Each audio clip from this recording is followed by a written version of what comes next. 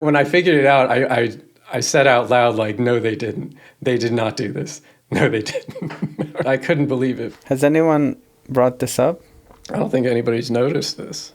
Yeah, I'm having a holy crap moment. You should have opened with this. All right. The Keto Files Phase 2. In this podcast, we're going over the new Keto CTA Preprint, focusing on the problems with the statistical analysis. This might be a long one, but the main message is that the analysis is misleading. We've got a misdefined central variable, a false IQR metric that downplays plaque progression, an incoherently implemented and ambiguously reported statistical equivalence procedure, all combined with general sloppiness. But this paper does show less plaque progression than the previous clearly analysis that was retracted. The statistics may get a bit detailed at times, but try to stick with it because at the end, we'll do a comparison of the Keto CTA cohort with the recently released Nature CT paper, which is a similar analysis of plaque progression from a relatively healthy cohort. I think that'll show some very interesting results. Let's go.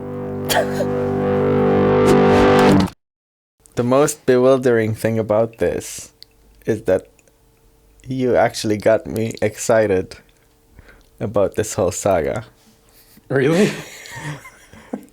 I assume that for somebody who's not into the whole keto thing that it's... I mean, I did have a casual interest in it before all this. Yeah. But now I'm just so... You're in it. You can't leave. You try to leave, but they keep pulling you back in. I just want to see how the movie ends. I don't think this is the end of it. I'm sure it's not, but it's like I'm already through the door, so... Yeah. It's like a series that should have ended like 3 seasons ago. But they gotta pay the actors and... They got a contract. Shall we start with me asking the habitual question when we visit this topic, which is, why are we talking about this again? Why are we talking about this again? That is a good question. Basically, that previous paper that we talked about, and that you probably should watch the videos that we already have out about that for some context. That paper was retracted a few months ago. The authors say that they wanted to retract it themselves, and that is what they've promoted, that they wanted the retraction because there were some problems with the plaque quantification data, that something went... It's very difficult to get like a exact reason and what they think exactly is wrong with the data, but basically they think somehow the data is corrupted, and they requested from the journal to retract the paper, and that is the only reason they state that it was retracted. Other people say maybe it had to do with other reasons. Okay. I just don't want to get into that because it's so... Yeah, the way you're phrasing it makes it sound like there's multiple angles to this. However, that is all the authors are saying, and that's what we're going with for now. I just don't want to get into the whole debate about that because it's not something that I have any knowledge about. Like, I can't add to that discussion. Does the reason that they give make sense to you? I'm not fully satisfied with the reason they gave because they don't give enough... I don't think that they give enough detail. All right. And it just conveniently fits... I figured... It may be the real reason. I just don't know. Okay. There's no like third party that has said yes, we agree. It's just you got to take their word for it. And for context, you need to know that it was retracted. And retraction is a very big thing in scientific publishing. It doesn't mean there's like a small problem where they like, accidentally said the wrong thing or put a bad reference or something, or like even like even if you like, even if your statistical model was like the incorrect one, you still wouldn't have to fully retract the paper. You could just do a correction. Okay. Okay, so it's a really big thing. Right. That hadn't occurred to me because in the past we've talked about papers that had this or that mistake. Yeah. That were either just ignored or corrected later on. But I don't think we ever spoken about anything that got retracted, and it occurs to me that this might actually not happen every day. No, it's not common. Okay. And generally, it's not a good group of papers you want to be associated with. All right. Yeah, just for context, it is necessary to know. Okay, so we have that paper that was retracted, but that paper used a plaque quantification method called Clearly. That was the company that makes the software that does it, and that's like the kind of automatic plaque quantification software that looks at the actual scans of like the arteries and then says, okay, you have this much non-calcified plaque in your artery.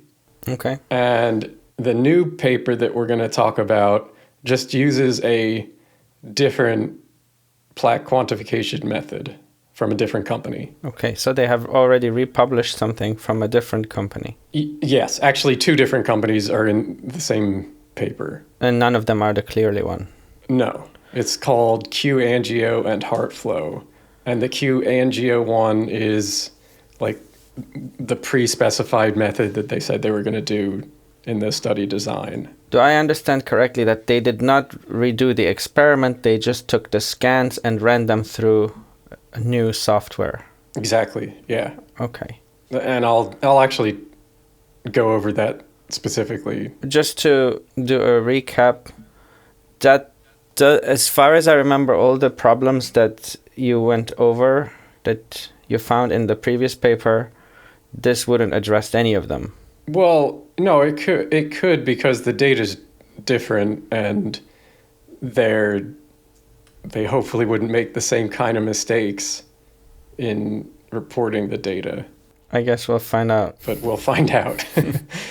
So, from our previous video on the previous Keto CTA study, the one that was retracted, Feldman, one of the authors of the Keto CTA study, had written a comment on the video saying, we'd like to make a response to your video, and told me that they were gonna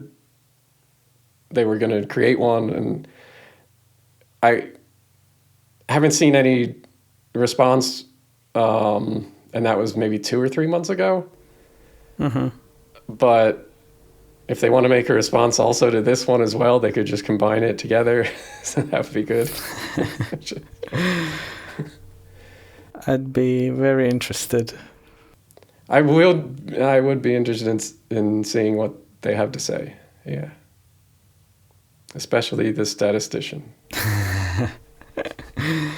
I just also wanted to say that there is also a documentary that has come out like a couple months ago that uses this paper, or kind of the previous one as well, because I think it was being filmed while the previous one had just come out. Mm-hmm. But then they had these problems, and I don't know if they actually use the new paper or the older one as the like scientific backbone of the documentary, because I haven't seen it. No way. So, no. I thought for sure you would have rage watched it by now. No. So, like we just said, this is the same study, the same participants. There's nothing new. It is just different plaque software. Gotcha. So this new paper is called The Impact of Sustained LDL-C Elevation on Plaque Changes, Primary Coronary Plaque Progression Results from the Keto CTA Study. And it's important to note that this is a preprint and it hasn't been actually published in a journal yet. Okay. so it hasn't been peer reviewed. All right. But it has been published to this med-archive, like preprint server for health sciences. So that basically means that it should be in a good state to submit to a journal. And you can actually cite this now because it has a DOI number. All right. It shouldn't be like a rough draft is what I'm saying. And generally, though, the conclusions are the same, but what you'll see differently in this paper is that there's generally less absolute plaque and a bit lower plaque changes than the previous study. That works in favor of the... I mean, that's what they would have hoped to see. Yeah. Yeah. So the main conclusion in the study just says, these findings suggest that over 1 year, progression was modest and heterogeneous in this population, with baseline coronary plaque emerging as the strongest predictor of subsequent plaque progression in LMHRs, whereas traditional lipid markers such as ApoB and LDL are not. Do you remember what the LMHR thing is? No. That's their term for these lean mass hyperresponders. Okay, yeah. Yeah, so you have like, you get on the keto diet, your LDL spikes really high, but other than that, you're very metabolically healthy, you're lean, and you have no other health issues except for possibly this, high LDL-C that could be a problem. Does the term LMHR contain being keto? Yes. You have to be keto, and then it's quite a few things in it. Because the abbreviation itself doesn't contain keto. No, it doesn't. Okay. But it is one of the requirements that after you go on a keto diet, your LDL has to go up very high, and everything else has to be basically healthy. Okay. And before keto, you also have to have normal LDL-C levels. Okay. Yeah, so it's quite a few things to get you there. Okay. And that's one of the issues that, like, I think some people may go keto and then look at their numbers and say, oh, it's high. That means I'm an LMHR. Right. But there's more to the story than just that. Okay. So, just a reminder, it's on 100 people. It just tracks them over plaque changes from baseline to a year later. Okay. Okay. So, just a reminder of the problems that were in the previous paper that we talked about in the yeah, previous... that's what I was just trying to conjure up. And there's a short video that's like 15 minutes that you can watch that'll give you all the summary, all you need to know. But basically it was that many of their charts were just unreliable or incorrect. The y-axis was wrong. These impossible or incorrect IQR bands, which was like this red shaded area, was not, couldn't have been possible, and I couldn't figure out what they were, how they constructed them. And there were some y-axis tick labels that appeared not to line up as they should, as the software would automatically put them. So that was weird. There were, of course, the claims that they made exceeded the reported analyses. They made some no association claims, and they never showed the results of the models. So we don't know exactly what the results were. There was one model that was just, they said it was significant, but when I reran the model with the actual data, it wasn't. They had just weak core modeling statistically. They just used univariable change score regressions that just have one variable at a time in the model. So they don't include basic covariates like that could also influence the outcome of the model. The outcome being plaque progression. Yeah. What else? Oh, and in those linear models, though they said that the assumptions that are required for the models to be valid were corroborated, they didn't show anything. And when I looked at the assumptions, I found that, at least with all the models I could look at, that they failed a lot of those diagnostic tests. And that was a big problem. I couldn't test all the models because I didn't have all the data, but I had all the plaque data. So there was that. There was issue with the Bayes factor, that they chose a really, I don't want to get into the details, but they chose a really wide alternative prior scale, and they described it as moderate, and that definitely can have an impact on the result of those Bayes factors. But they didn't show any sensitivity analysis on those. They just had some conceptual problems with like a mediation analysis that was just kind of backwards and not a mediation analysis, really. And they had a strange construction of an lifelong LDL exposure metric, which didn't make sense in the calculation of that. But basically, the conclusions were just way too strong for the modeling, even if there weren't any problems with, the models failing the assumptions. Yeah. It was still way too strong of a conclusion for the modeling and the design of the paper. Right. So there was, I think the first one is design or graphical issue for some reason, and the rest are pretty much all like statistical shortcomings, which you explain what they actually mean. First of all, in the full podcast we did, and then the summary of that podcast for anyone who is shorter on time. Yeah, I don't want to go back into them. Right, because each of these has an implication, and it was quite mathematical in nature. And okay, a lot of these sound like they have are quite advanced statistical problems. To you, do they have the markings of somebody who just doesn't know any better?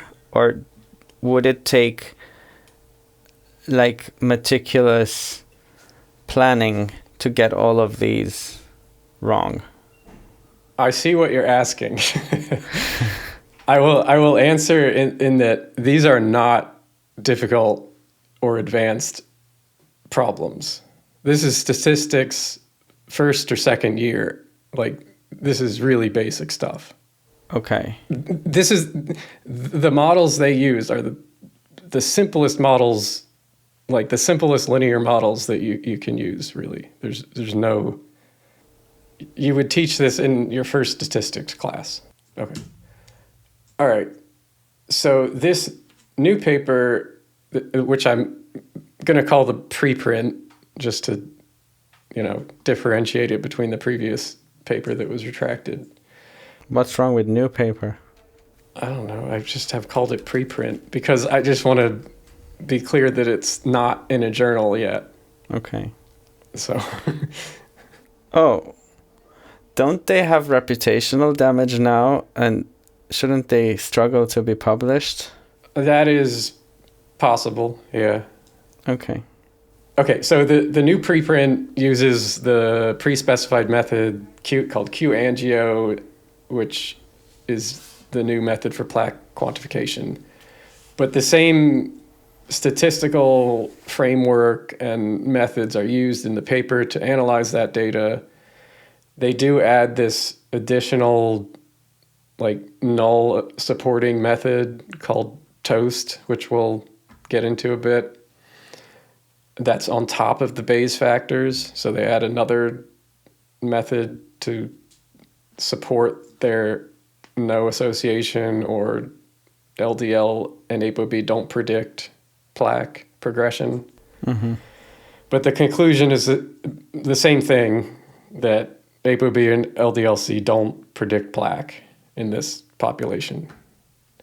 So the question is, have they fixed all the problems that we talked about? Have they addressed all the critics' concerns with the new manuscript? Let's find out. You know what I'm most excited about? What?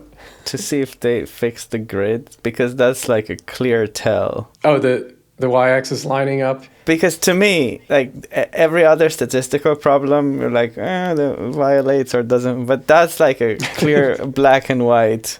For somebody who's not, Yeah. who isn't a statistician or understands the modeling, yes, that's like the clear, okay, I can visually see there's a problem. Yeah. Yeah. Okay. Well, let's find out.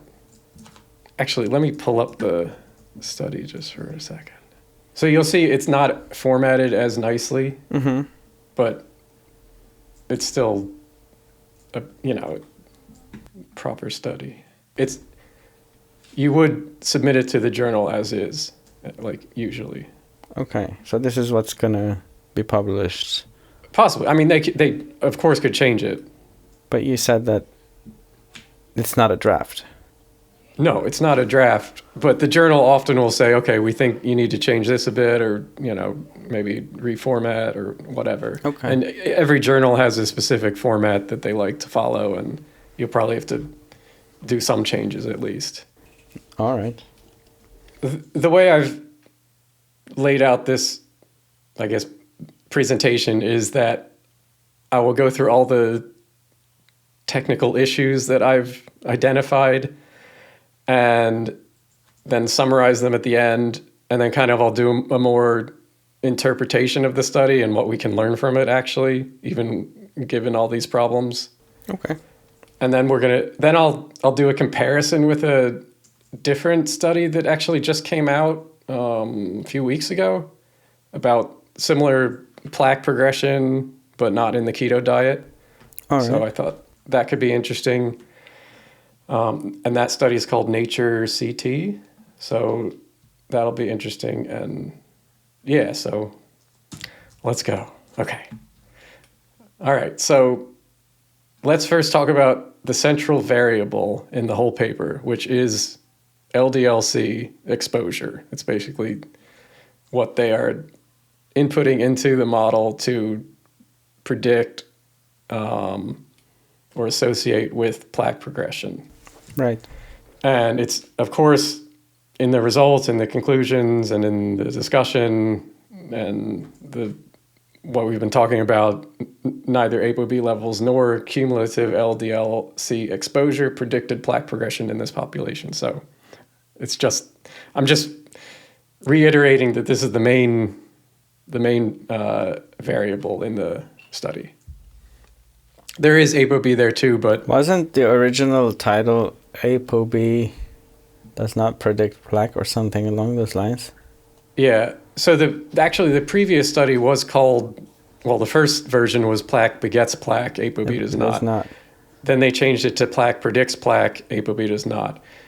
But this study, now they have, the title is the impact of sustained LDL-C elevation. So that's why I'm saying it's the main variable that they're looking at. It feels like they just changed where the focus is. Slightly. Yeah, slightly. It seems like, yeah. Okay. But, I mean, I guess since they identify this LMHR group by high LDL-C, maybe they thought we'll focus on that as the main variable instead of ApoB. I'm not sure why they exactly changed the wording here. Okay. Okay, so one thing I'm sure you're interested in is what exactly do they mean by LDL-C exposure? Yeah.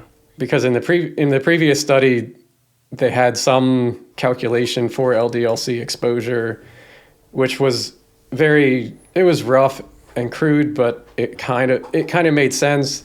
The lifetime version did not really make sense, but here they have a different calculation for LDL-C exposure, and they say LDL-C exposure was defined as baseline LDL-C plus the measured change during follow-up.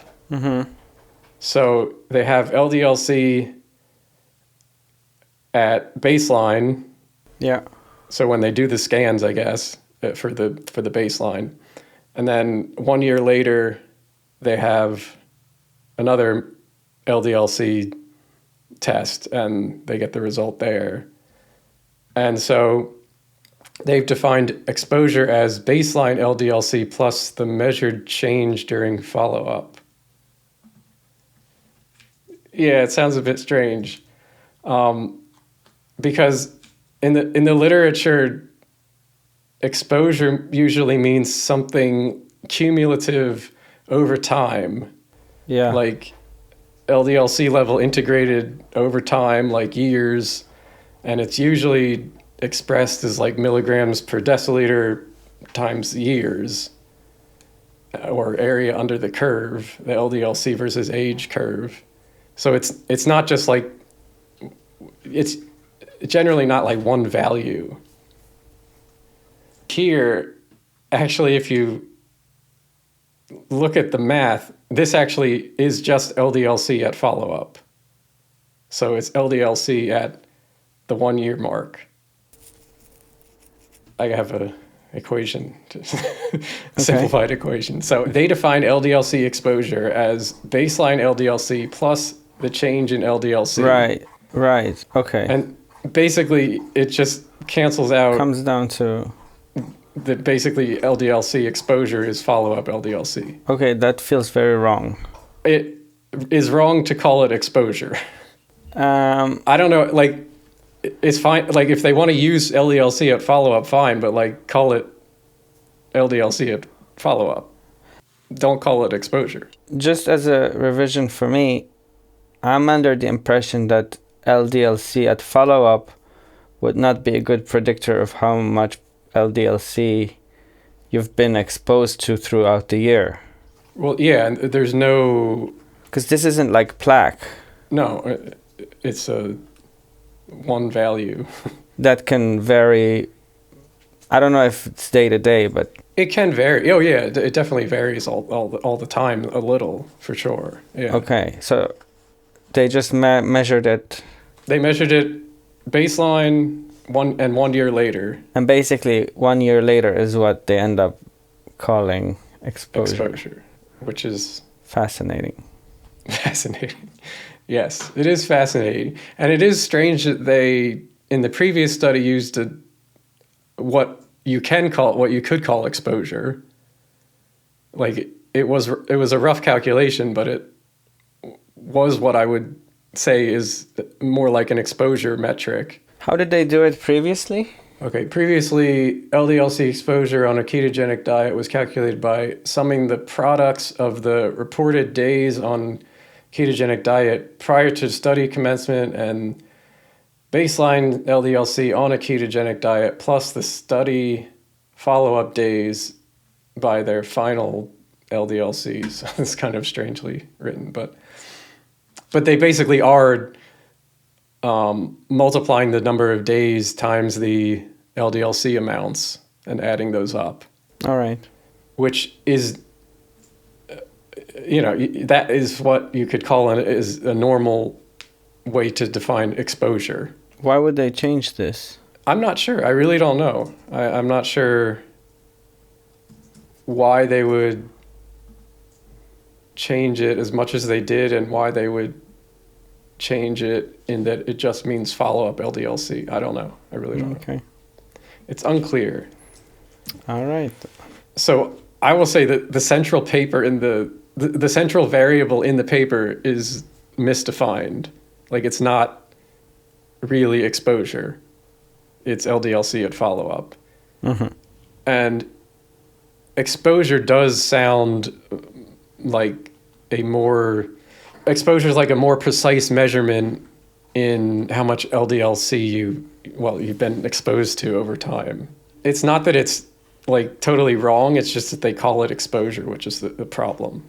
And I mean, exposure is what I would expect to look at if I was conducting this study and not ideally, yeah. follow up. Yeah. I mean, you could use just baseline LDL-C. That is not an invalid way to do this. How is that better than follow up? Well, my main problem is calling it exposure. No, I get that. Baseline LDL-C, I think, would be better because it happens before the plaque. Sure. We'll get into that. Sure. I see your point. But my intuition is that both baseline and follow-up are like one measurement in time. Yeah. Whereas in the previous system they had was more cumulative. Yes. Yeah. Okay. You do need multiple LDL-C measurements, though. But which they already have. They did have a couple. Yeah, they had a couple more. Yeah. I mean, they could have they had the data from the previous study. They didn't collect it's new the data. Same. So. Yeah, exactly. Okay. And another thing is, at times they say that it's ApoB exposure they're modeling, but at other times they just say ApoB levels. So it's unclear what they're using, but they never define what ApoB exposure is or if it's just levels. So I'm not sure what they are doing there, really, which is strange. Sure. Okay, and then like you had said, now we have follow-up LDL-C predicting the previous year's plaque change, which is a little strange because it shouldn't be prediction then. It's because you're predicting it something right now, predicting stuff that happens in the past. Yeah.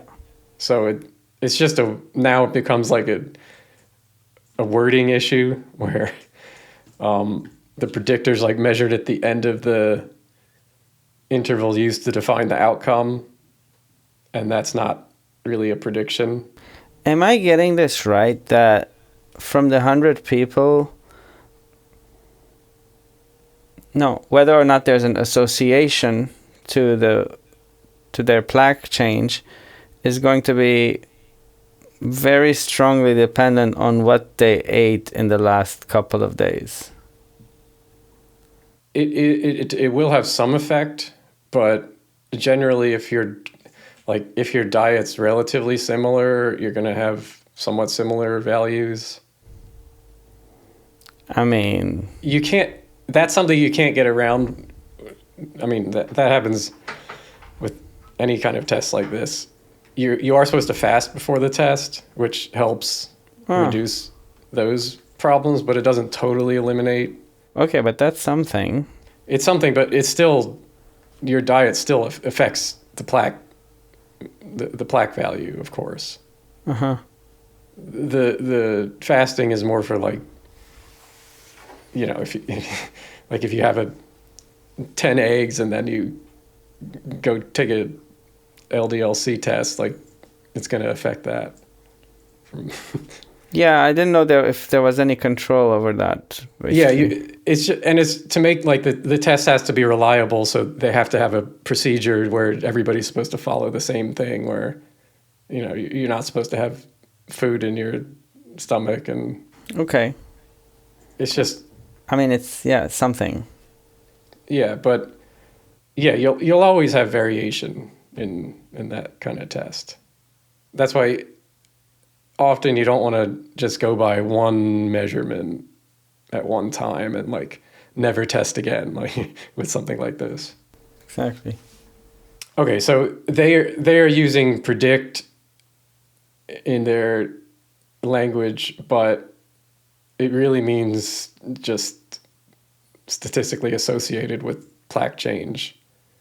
And yeah, it's probable that follow-up LDL-C is close to baseline LDL-C. It should be pretty similar. Mm-hmm. So these are just basically association models, which is fine. Exploratory association is totally normal to do. You just probably shouldn't call it an association with an exposure variable and that it's predicting when it's just association. So these aren't really prediction models. They're just basic in-sample, unadjusted, univariable association tests. And like we talked about in the previous videos, there's a big problem with confounding of other variables like age or sex, blood pressure, things like that they have, but they didn't include in the models. And without those kind of adjustments, you can't say it's a prediction model. It's just you need other variables that can affect the outcome in the model to call it a prediction model. And you really need, like, if you actually want to call it a prediction model, you should have some sort of validation of the model with like out of sample participants who aren't used to build the model, but used to just validate the predictions of the model. And if you call it predictive or a prediction model, it just makes it sound like it's more clinically strong than it actually is. Yeah. And it's just an exploratory association at best, which they don't really say it's just an exploratory association. This was an issue in the previous one too, right?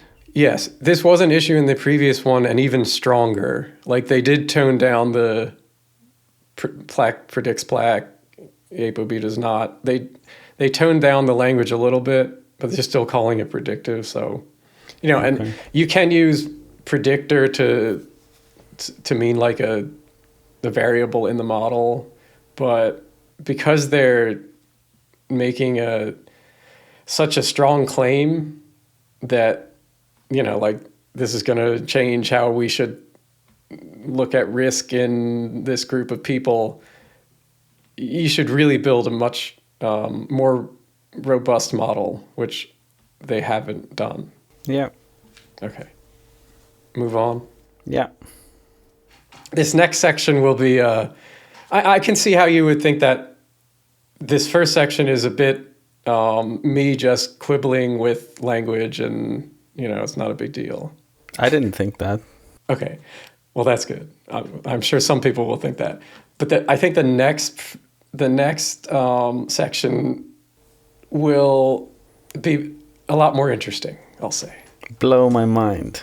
Exactly. Okay, so I've titled this the False IQR. All right. So let's talk about the reporting of distribution summary statistics. Very exciting. Okay. So in the preprint, they say in the statistical analyses, data are presented using the median with 25th to 75th percentiles and the mean with standard deviation, or SD, for continuous variables and counts percentages for categorical values. Okay, so I want to show you a chart that they have in the paper. And I want to ask you, what do you think the red dot and these whiskers? This is a chart of the annual change in percentage atheroma volume. What's the x-axis? So on the y-axis is the percentage, PAV, percentage atheroma volume, the change. So from year 0 to 1 year later, so baseline follow-up. So x is time? This is an aside, but yeah, guess what x is?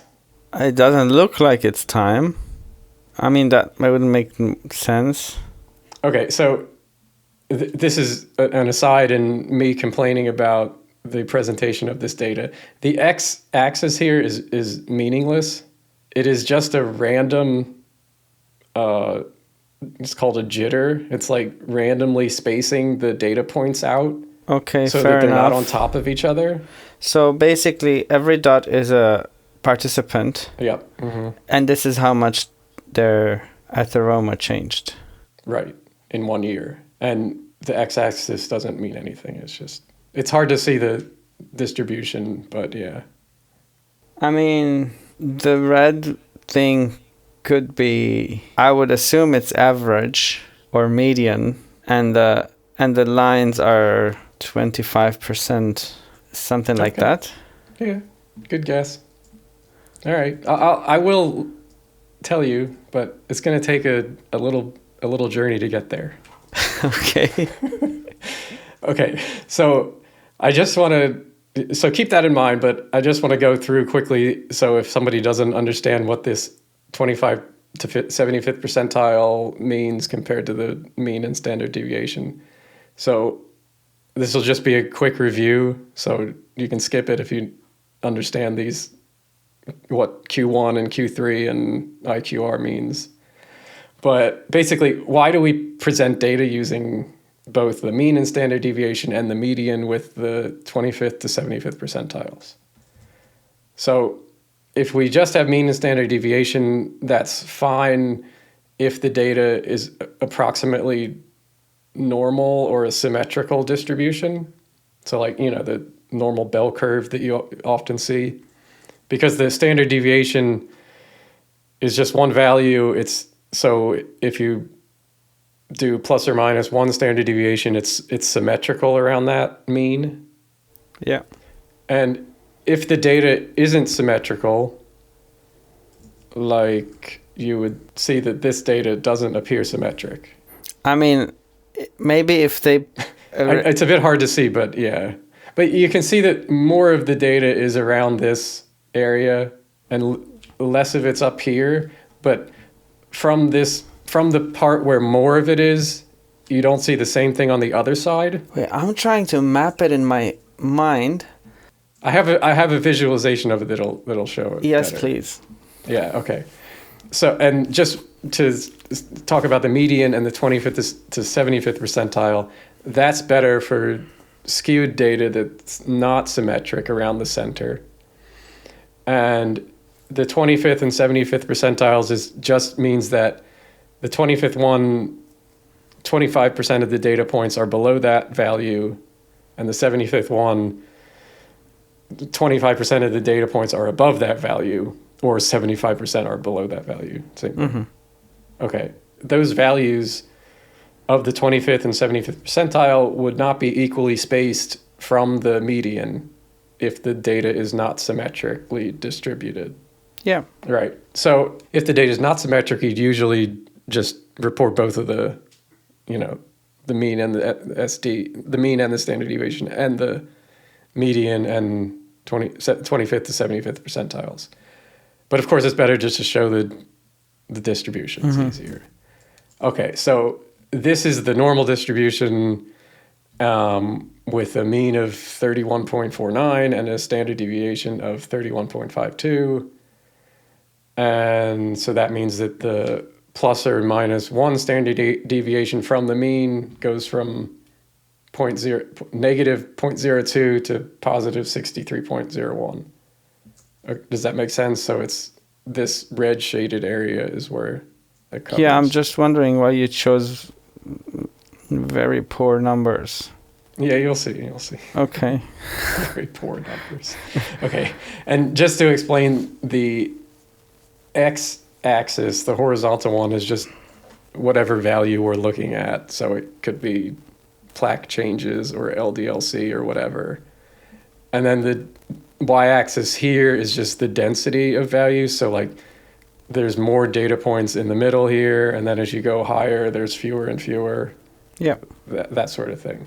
Now let's look at another chart that is also a distribution chart, but it shows a right skewed distribution. Which is similar to what we had. Yeah, but notice the mean and the standard deviation is the same. Uh-huh. So this I made with simulated data. Right, and that's the actual data? This is not the data from the paper. This paper. It's not. This is the data from the previous paper. Yeah, in the previous paper we had already done 2 episodes on, and then we had to do a third one because they published the raw data, which allowed you to dig deeper into it. Right. And you now use that to make this. Right. Okay. But I'm just using this as an illustration because the distribution is somewhat similar. Sure. But so don't worry about that for now. But so we have this normal distribution, and I've highlighted mean plus or minus 1 standard deviation. And this is the same thing, the same mean and standard deviation plus or minus highlighted. It's just the distribution of the data points is now different. So you have this long, like, tail, we call it. Yeah.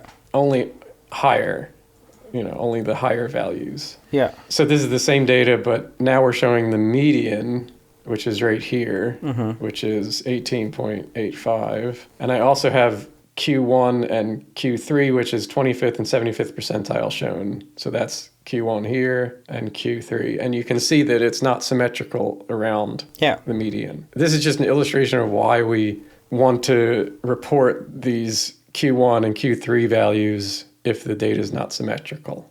Does that make sense? It does. I'm just trying to figure out how to apply it to... Oh, this one. This one. We'll get there. Okay. All right.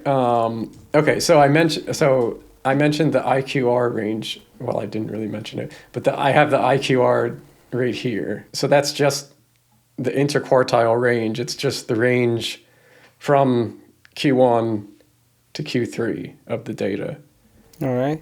And we've been looking at the change in NCPV, which is non-calcified plaque volume, and the data's from the previous paper. But this is just to illustrate the distribution.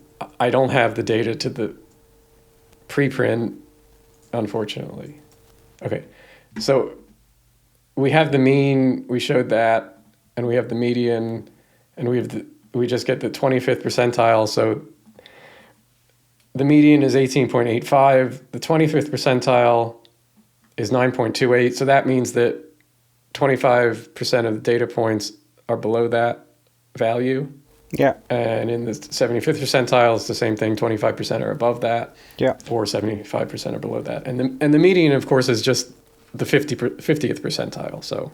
Right. And the IQR is just the 75th percentile minus the 25th percentile. Is just the range in between. So the one number. So it would be accurate to say 50% of people are between those two values. Mm-hmm. Okay. So it is a single value, but you always, like if you're talking about the IQR, you always report the actual Q1. Yeah, it feels like I would need to see the Q1 and Q3. Yeah, because if you just report this, you don't know where it is. Is it mostly above the median? Is the range more above the median than below, or Whereas if I had the Q1 and Q3, I could figure that out. Yeah, you can see it. Yeah, and that is what you see here. That if you just knew the IQR, you wouldn't know that Q1 is actually closer to the median than Q3, and because it is like this, it indicates that there's a right skew. So because you could take that red area and just slide it around the. Yeah, just slide it down some. Yeah. All right. We're getting there. Mm-hmm. Okay. Do you remember this chart from the previous, the famous, this is the previous retracted paper. These are the main charts in the paper. So I was able to recreate these with the data. Yeah. But I could not figure out how to recreate the red bands. So the screenshot on the left is just actual screenshot from the paper. The chart on the right is my recreation. This is all based on the previous one that we went over. Yes, this is the previous paper. And just to be clear, when you say you couldn't recreate it, you mean it's because you don't get that red go below 0 in real life. Yeah, I couldn't recreate this red shaded area, which is supposed to be the IQR, or the Q1 to Q3. Which can't go below 0. Which can't go below 0. So, and also, I will mention just saying, when you say you couldn't, it might sound like you were technically limited or something. I could not, I could not recreate it in any normal summary statistic that would be used to report this kind of data. Right. My conclusion was they just sloppily added it after the fact, like, because I couldn't figure it out. Right. Like, they just like, oh, there's just highlight some stuff. Yeah, they probably wanted to, let's assume, not malintent. They probably wanted to show this, and they eyeballed it or something. Yeah. And they colored it in Photoshop or something. That was my guess. To show, because I, yeah. you know, because I also, you know, if you look at the values in the y-axis, they should be 20%, even though they, you know, watch the previous videos to see that. But yeah, the one on the right is the correct values. One more question. Yeah. If you were to have your software output the red like that, how many laws of physics would you have to violate? Watch this. I figured it out. You did? So the one on the right is my perfect recreation of their highlighting. It does look spot on. I mean, you can pixel zoom in. Like I figured out how they did it. How'd they do it? Wait, because I want to show the other chart too. Because we had two charts, and this is B, and we had A2. So a screenshot on the left from the paper, also strange because the 25th percentile should have 25% of the data below it, so it's clearly not that. Right. And again, there are 100 participants here, so it's literally 25 people, 25 data points that you'd see it. This is what it should be, so you see that it's not the same. Mm-hmm. And you also see it's not symmetrical. Not around the median. Yeah. So the red line is the median from baseline to 1 year. And that's what they have. So I figured out how to recreate both of theirs. Were both of them having the same method? Both of them have the same method. The anticipation is killing me. Okay, so how did I figure it out? Okay. So they do state, like, in the caption of those charts, like the shaded area represents the IQR. But there are two problems with these. They're called spaghetti plots. It doesn't show the change directly. It actually shows baseline and 1 year later. Yeah. So it's not like follow-up minus baseline. It's baseline and follow-up. Yeah. And that threw me off originally because they say the shaded area represents the IQR of the change, which they don't show the change directly. They show like baseline to follow up. So I thought I don't know. I couldn't figure out what they did, so that was one problem. But the other problem is that basically the IQR for the 25th and 70th percentile is wrong, of course. But how did I figure out how to recreate it? So if you look at both of these, look how it's symmetric around the median. Yeah. In each of them. And I'll show the other chart. So, you know, it looks the same amount of, the shading is the same amount above and below. Yeah. In each baseline in 1 year. So there was a clue in the preprint, in the new paper, for plaque changes. They only report the IQR as a single value. But for other baseline metrics, they show Q1 and Q3, and I'm going to show you what that looks like. So see how this is table 1, this is the supplementary data. You have, you know, like age, whatever, ketogenic diet duration, LDL-C, and they have the mean and standard deviation, and then they have the median and Q1 to Q3. And they report, like, you know, for age, for example, mean is 55.3 and median is 57, and then the Q1 is 50.8 to 63. And also, LDL-C we can look at it. The median is 237, and the Q1 is 202, and Q3 is 308. Okay, that all seems fine, yeah? Mm-hmm. But now you go to table 2, which is the plaque changes for Q angio. And let's look at NCPV, which is kind of the chart we showed before, but with the other paper's data. You have the mean and the standard deviation, which mean is 14.4, plus or minus 26. And then for median, they report the median, but they only report the IQR. So that one value Yeah, I get it, but I'm still trying to figure out how this ties into. Yeah. They don't report Q1 to Q3, which they should. Mm-hmm. I don't know why they didn't. But what's shown in the charts is actually median plus or minus the IQR divided by 2.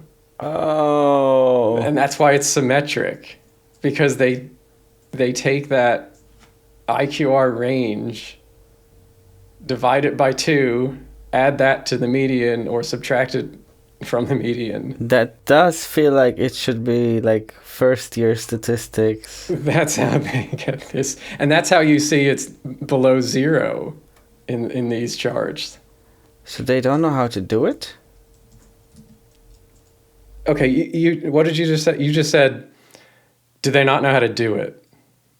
Okay, so I just, because this annoyed me so much, I want to show how it's done in code, and they did the programming in the R language. Yeah. And this is just R code. So to get an actual IQR interval, like the 25th to 75th percentile, there's just a basic function that is inbuilt to do that. It's just it's called quantile, and then you tell it which percentiles you want to get. Mm-hmm. And that's it. And then the IQR you can just do with a IQR function. What they must have done to make this median plus or minus the IQR divided by 2 is to create this, they have to explicitly code that. There's no like function that would do that automatically, because nobody would do it. It's not a thing. Right. So I just want to show that this has to be explicitly coded and programmed manually. It's not like they put in the wrong number for a different function. Like, you have to code it this way, which is just this median, and then that's the column that you're taking the change in the NCPV. Then you subtract the IQR and then divide it by 2, and then you add it for the upper bound you add the IQR and divide it by 2. I'm just still trying to. I can't help but think, if somebody knows R, it seems way easier to know the correct function than to go and code that. But then why would you do that?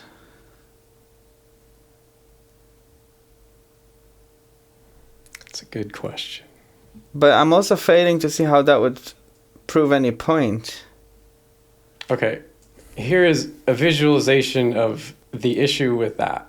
And this is using the previous data, but the distribution's similar. So this shows the actual IQR of the change in baseline of the baseline NCPV. So it's kind of like that spaghetti plot we saw, but in an easier way to visualize it. Yeah.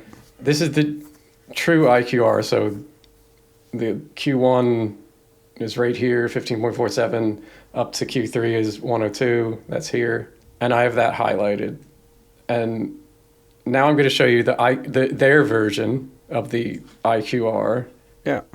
So that's what they show. That's what it is. So what's the difference? That there's less. Exactly. Their version makes it look like there's less progression of plaque, since the distribution is right skewed, is positively skewed. But anyone who knows statistics and looks at the chart is going to spot that it's an impossibility to have 25% of participants below 0. Yes, I would. Well, it's easy to miss. I think it's those charts that they had in the previous paper are a bit difficult to read. It's hard to see. I mean, I would definitely would have missed it, but yeah. I would think somebody who reads a lot of studies is accustomed to seeing these ranges. But the problem is you don't expect this kind of thing. It's like it's like the last thing you'd expect. this kind of strange false IQR thing. It took me, like, I didn't figure it out, and I had the data. It took me looking at a new paper to figure it out. And there's like just about enough plausible deniability of doing it like this that it seems like it could be an error. That's why I showed the code. Yeah. Because I don't know how you could argue it's an error if you know how it needs to be programmed. What if somebody learned R, but they just didn't learn that function, and they were like, oh, let me figure this out. You can, I mean, you don't have to use this function, but it is like, you'd learn this in like, like, I don't know, like this first day of using R, like it's, Huh. And just to show, okay, this is the true IQR for baseline, false, so you see it shifting down. And then for follow-up, same thing, true IQR, but what they show, the whole thing shifts down. And then this is for change, the true IQR, and the false one, the whole thing shifts down. So. And in the numbers they report, is it also incorrect? So.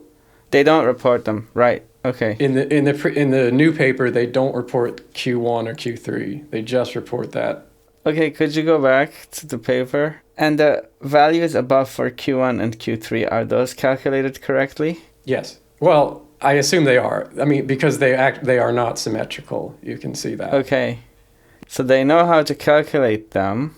Yeah. And the one they do report on the plaque in the previous paper, so they say the shaded area represents the IQR, and that is the correct value for the Q1 to Q3. That's what I wanted to ask. Of the changes, though, not the actual baseline in 1 Okay, year. Okay. They didn't report that. But usually,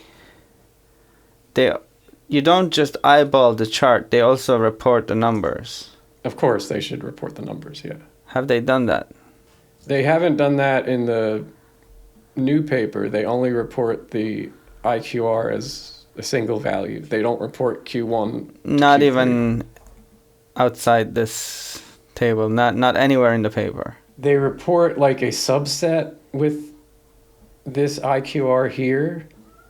Okay. But it's not the full data set. Like, it's clear they know how to report Q1 to Q3, if that's what you're asking. Like, yeah, usually you don't eyeball the chart. They also tell you, yeah, these are the numbers that we found. So I wanted to know if they also reported the wrong numbers. No, they never report the incorrect, like, plus IQR divided by 2 or minus IQR divided by 2. They never report that. Do a lot of people look at these and go, oh, like the shaded area, and derive their conclusions from that? So you're asking how important is the shaded area? To people in general. I would say that, like, in this, like, these are the main charts of the paper, and visualizing the data is very important. Like, that's how most people would understand the data, a chart of it, because usually charts are easy to interpret than just a number. I don't know if you would, like, make a clinical conclusion or a clinical decision based on, like, the highlighted area. Okay. But it is still very important. So I just wanted to show this one. Okay, so if you look at the median, that's the red dot, yeah? Yeah.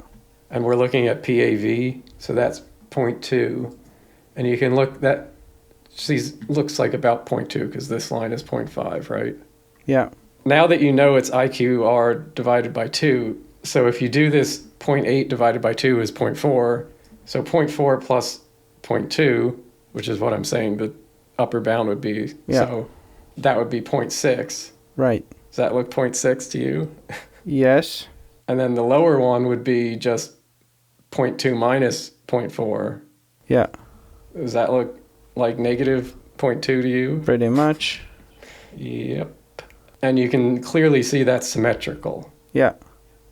And you can clearly see that there aren't 25 data points below that. No, there's like one. There's one, yeah. So, I mean, 3 if you want to be generous, but I don't think so. no, I don't think so either, but That's one. Yeah, so, and that's the same for all of the other charts are like similar to that. It's the same. It's not like one chart has a mistake. They're all like that. so if they had done this correctly, the lower line would be very close to the red dot, and the higher line would be further up. Yeah, I mean, it would be somewhat different for each chart, of course. But like, yeah, for this one, it would definitely be like close to the lower bound would be close to the red dot, and the upper bound is probably, I don't know, up to here, maybe close to 1. Right. So, I mean, you can, if you want, you can count every single number, every single data point. No.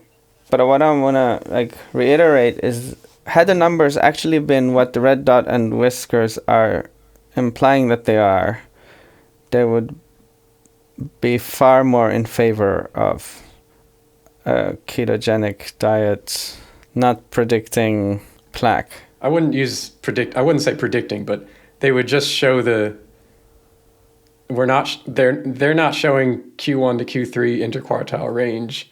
It's this fabricated median-centered substitute that was done in the previous paper and this paper. And it requires that explicit custom calculation manually programmed in R. It's not produced by some default function. And since if you have a right skewed plaque distribution, like a positive skew, the median plus IQR divided by 2 metric moves the entire interval downwards. Yeah. So it looks like the distribution of plaque progression is lower than it actually is in the real IQR. Have you ever seen this metric used anywhere else? I have never seen this metric used anywhere else. And it doesn't even make sense why you would use it. Would this metric ever be useful for something? No, like it doesn't, like the point of the median, like why would you would just, even if the distribution is symmetric, you would just report the Q1 to Q3 and it would be symmetric. That can happen. Yeah. But you wouldn't make this like IQR divided by 2. That doesn't make sense. It's like it doesn't exist. Like It's just like, I mean, look it up. Like it doesn't. It's not a standard metric. okay, I'm gonna go out and say it's extremely shady. And I will say that to me, this issue, as I put here, it's enough to undermine my trust in the whole analysis. Uh-huh.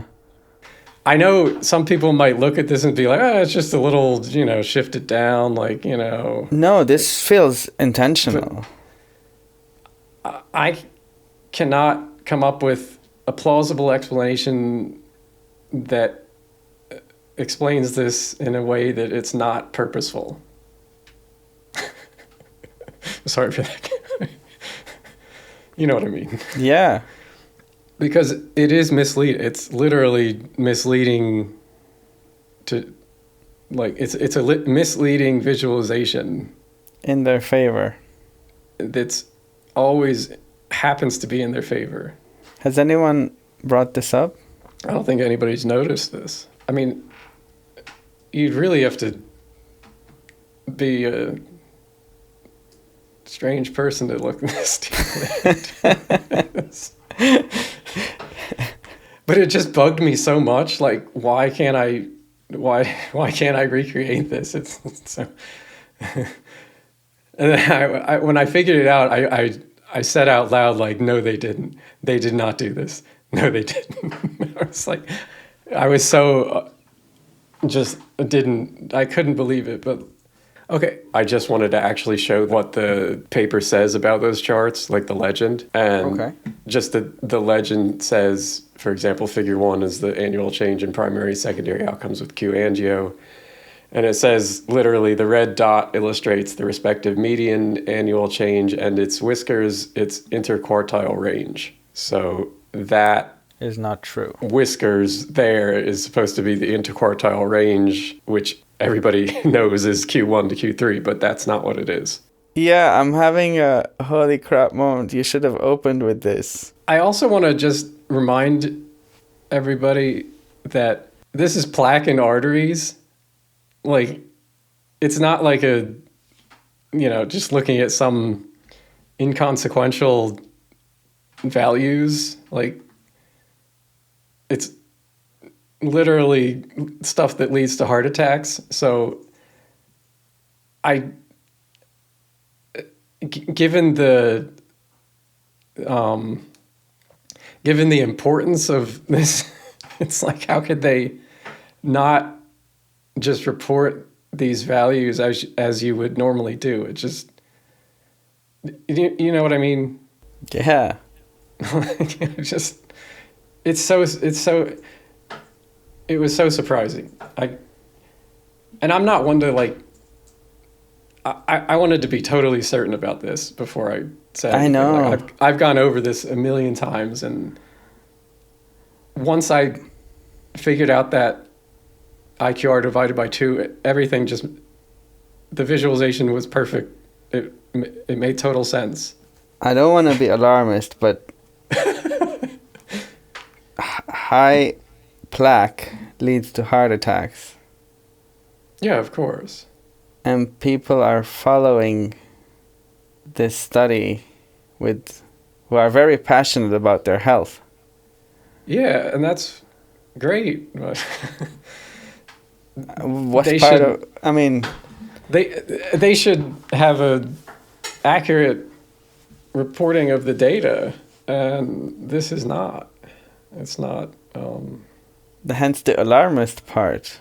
Yeah, I mean, because you need to be, as you said, a strange person or a statistician who's a bit obsessed with finding what's wrong with the thing. Yeah. To get to the bottom of how they ended up with this. Yeah. Well, most people would just take it at face value. Yeah, and like it is okay, it's just a visualization, but also like why don't they just report it? Like, it's not just a visualization if it's also paired with their conclusion. Yeah, I mean, you could say it's part of the conclusion, but I don't think. I mean, no, I don't think if I know what you mean. Like the progression was moderate is part of their conclusion, but then as a characterization of that moderate is a visualization that shows the plaque progression, which is not an accurate representation of.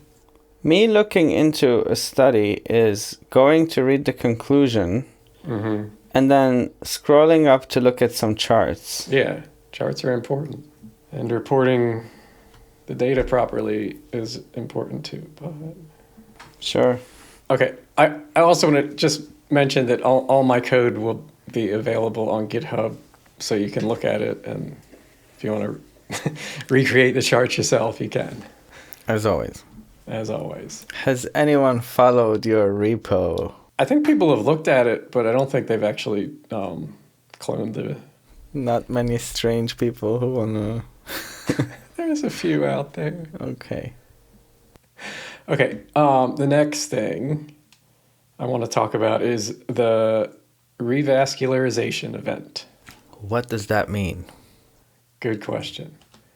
So, the paper says that one revascularization event was confirmed in one subject between scans. So that's from in that 1 year of follow-up. So what does that mean?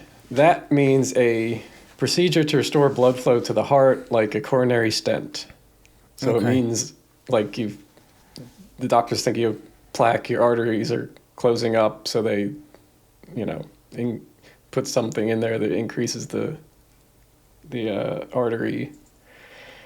So it happens when a coronary artery is narrowed or blocked due to plaque buildup. And this one sentence is the whole mention in the entire study about this. There's no details on like what happened, no explanation of how it was dealt with in the data analysis.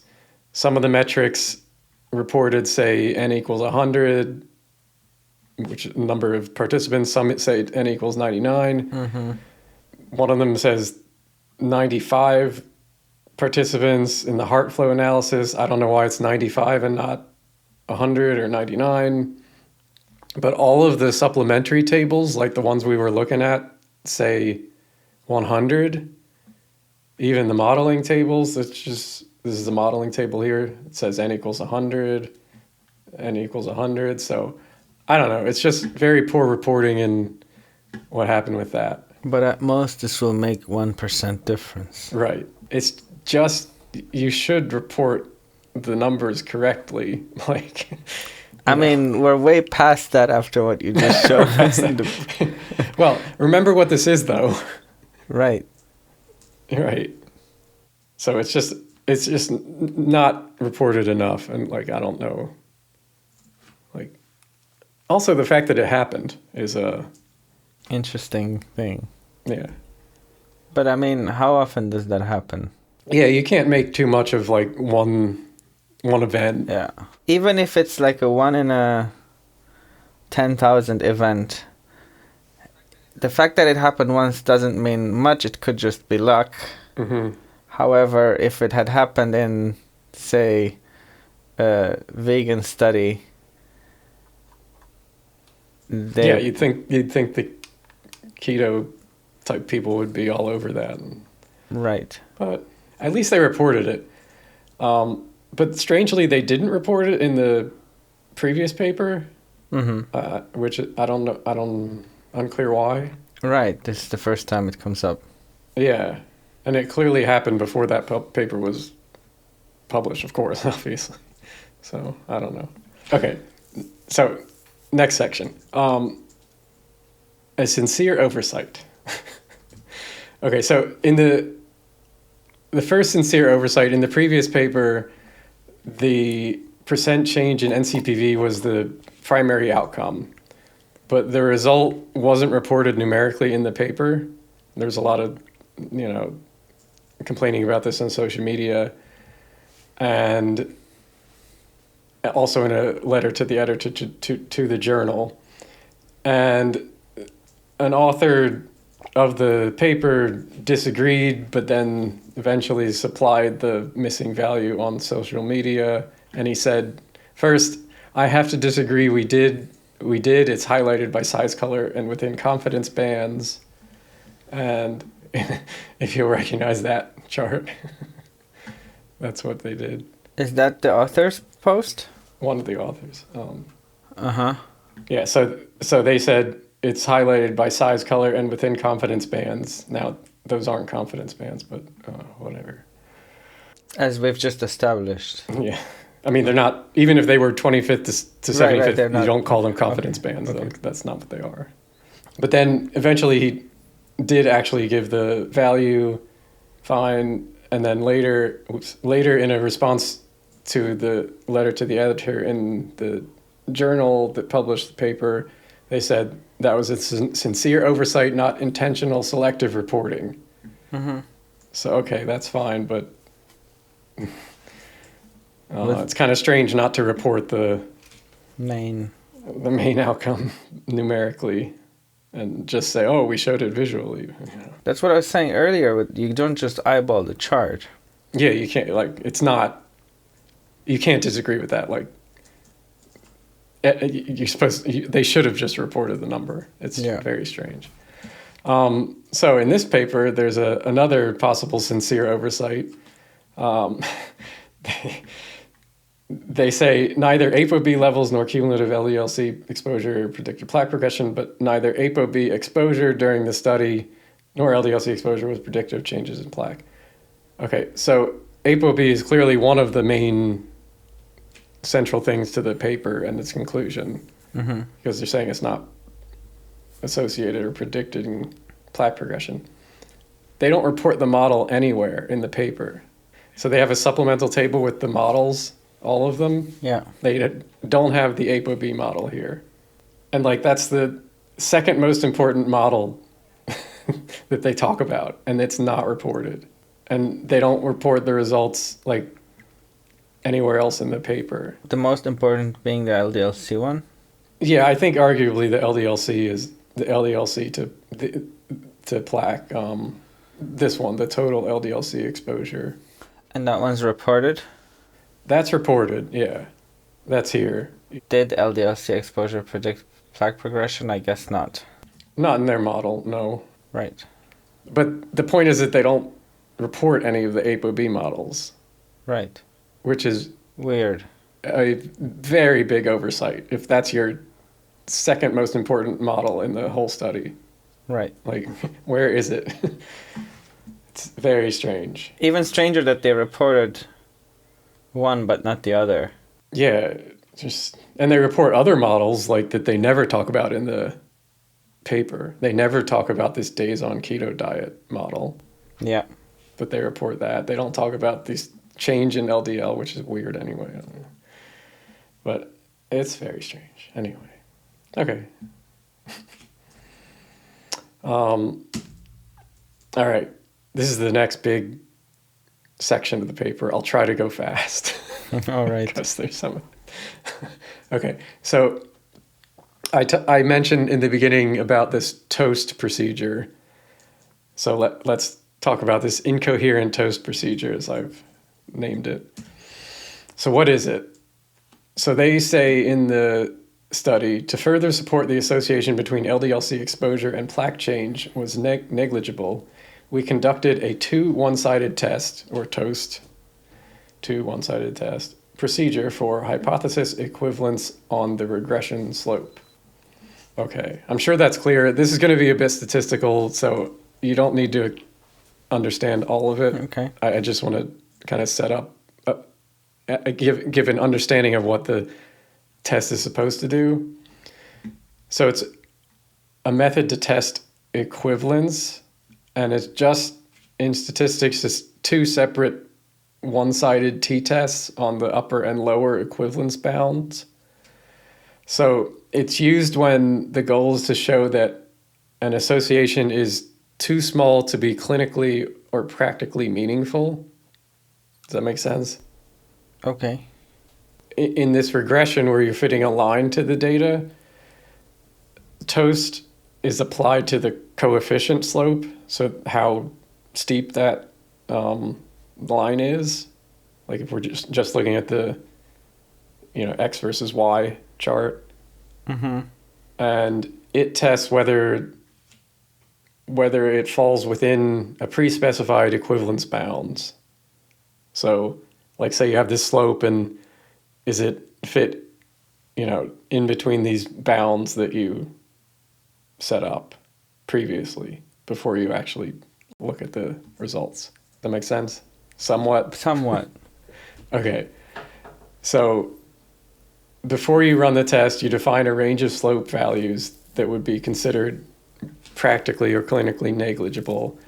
And if the entire, for example, 90% confidence interval of the slope, like kind of your uncertainty around the point estimate, falls within that pre-specified range, you conclude that the association is statistically equivalent to negligible. Okay. And if the confidence interval falls outside those bounds, it's not equivalent. I thought like the conventional methods already do a lot of this No. determination. You mean if there's no association? Yeah. No, that's different. All right.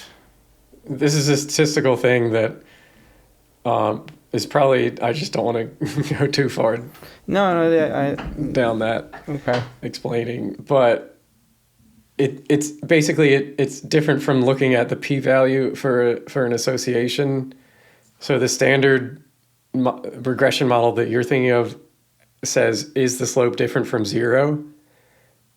And this one, this TOST procedure asks, is the slope small enough to be considered negligible? Or if you want to say around 0, you could say the bound's around 0. Okay. Now, the range has to be chosen in advance and justified clinically and practically. And the bounds, of course, must be in the same units as the regression coefficient. So if the slope is unstandardized, the bounds must reflect a negligible change in the outcome per 1 unit change in the predictor. So the slope is just how much, if 1 unit changes in the predictor, how much does that affect the change in the outcome variable? All right. Does that make sense? Somewhat. So the units matter, is what I'm saying. Okay. Okay. Just an example. Okay.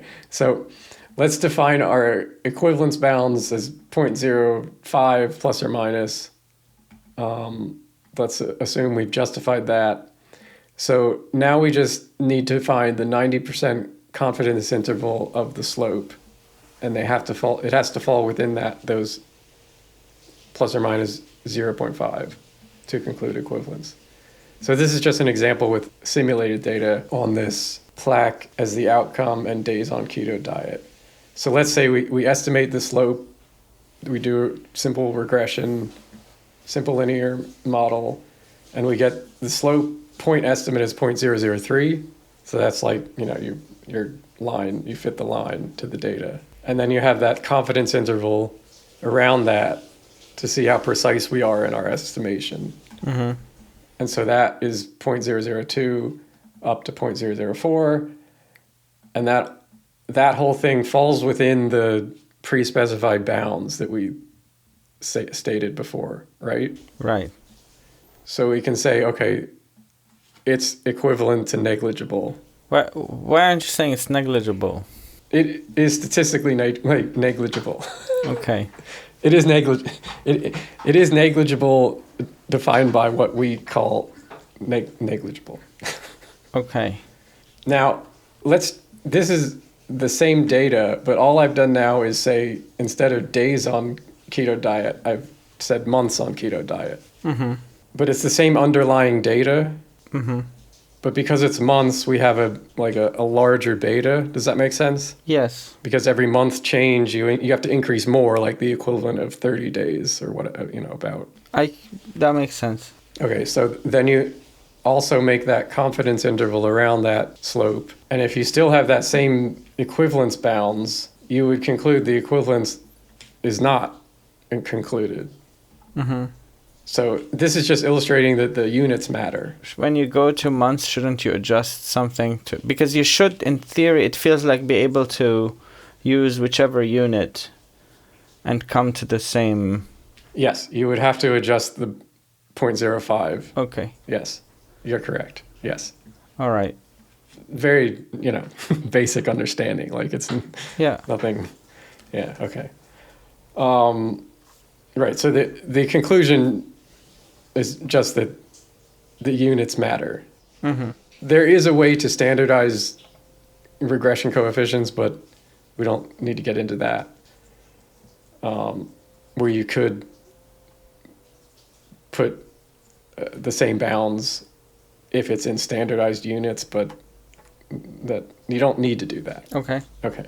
So in the paper, they say equivalence bounds were set a priori at plus or minus 0.05 for detecting even a clinically negligible regression coefficient. And that's the entire statement about justifying the bounds. And that is not sufficient. Like, what does that mean? Clinically, they define that as clinically negligible, but I don't know why. Like, why is that? Why is 0.05 and not 0.06 or 7 or 0.1? Like, what would you have preferred to see? Some calculation? Some more explanation of how they came to this 0.05 bound. Is there like a standardized way, or? It could be something like expert knowledge of how much plaque they would consider not, not a lot or something. Okay. But you can't just say we chose these bounds because we think it's negligible. Like, It feels like there's gonna be some interpretation involved. to get the bounds. Yeah.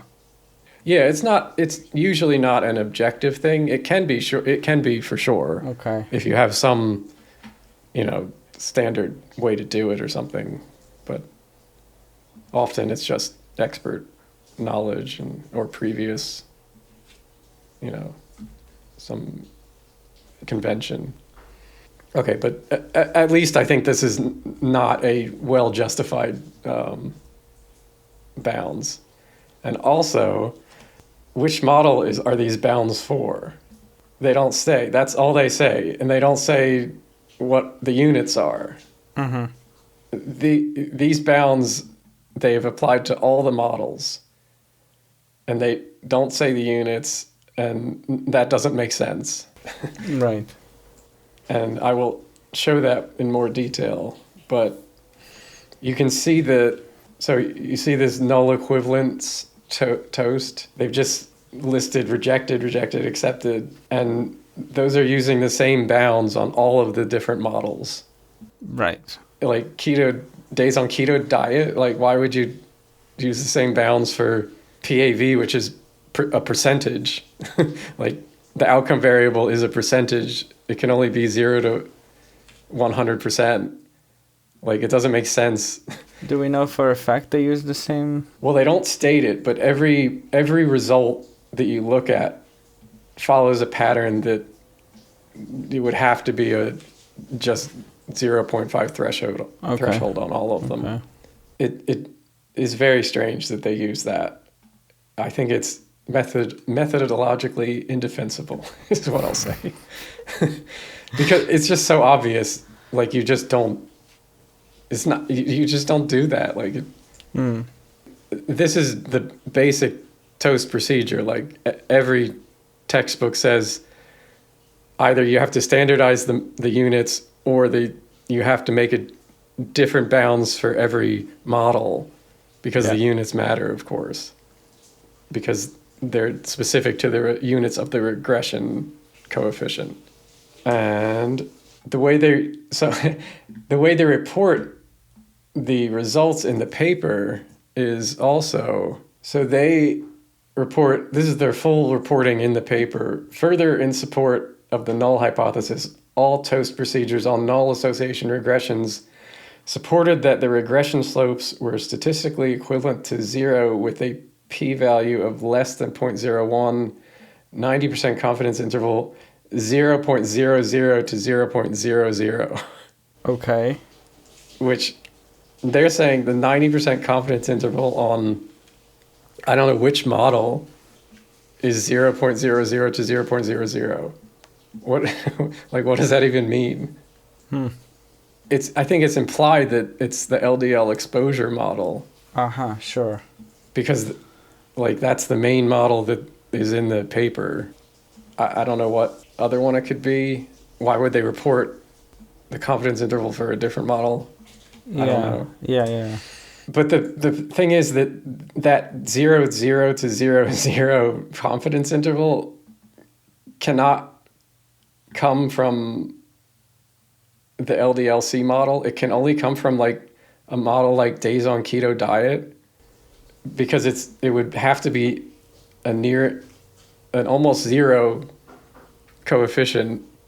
And since the days on keto diet is literally saying, okay, when we have one more day, how much does NCPV change in one day to the next day? It would be almost nothing. Right.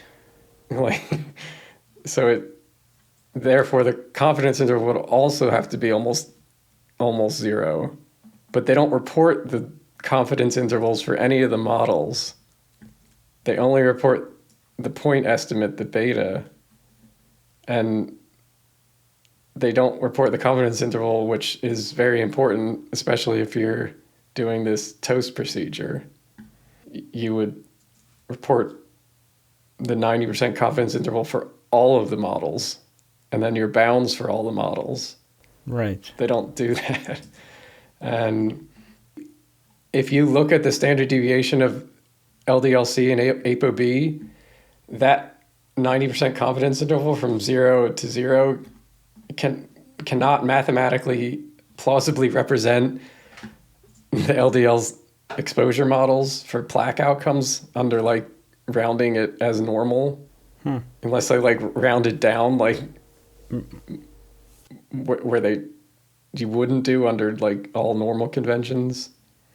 And I just think that's misleading reporting, because it's like they report one result from all of the models that they ran, but they don't say which one it is. And it's definitely not the LDL-C model.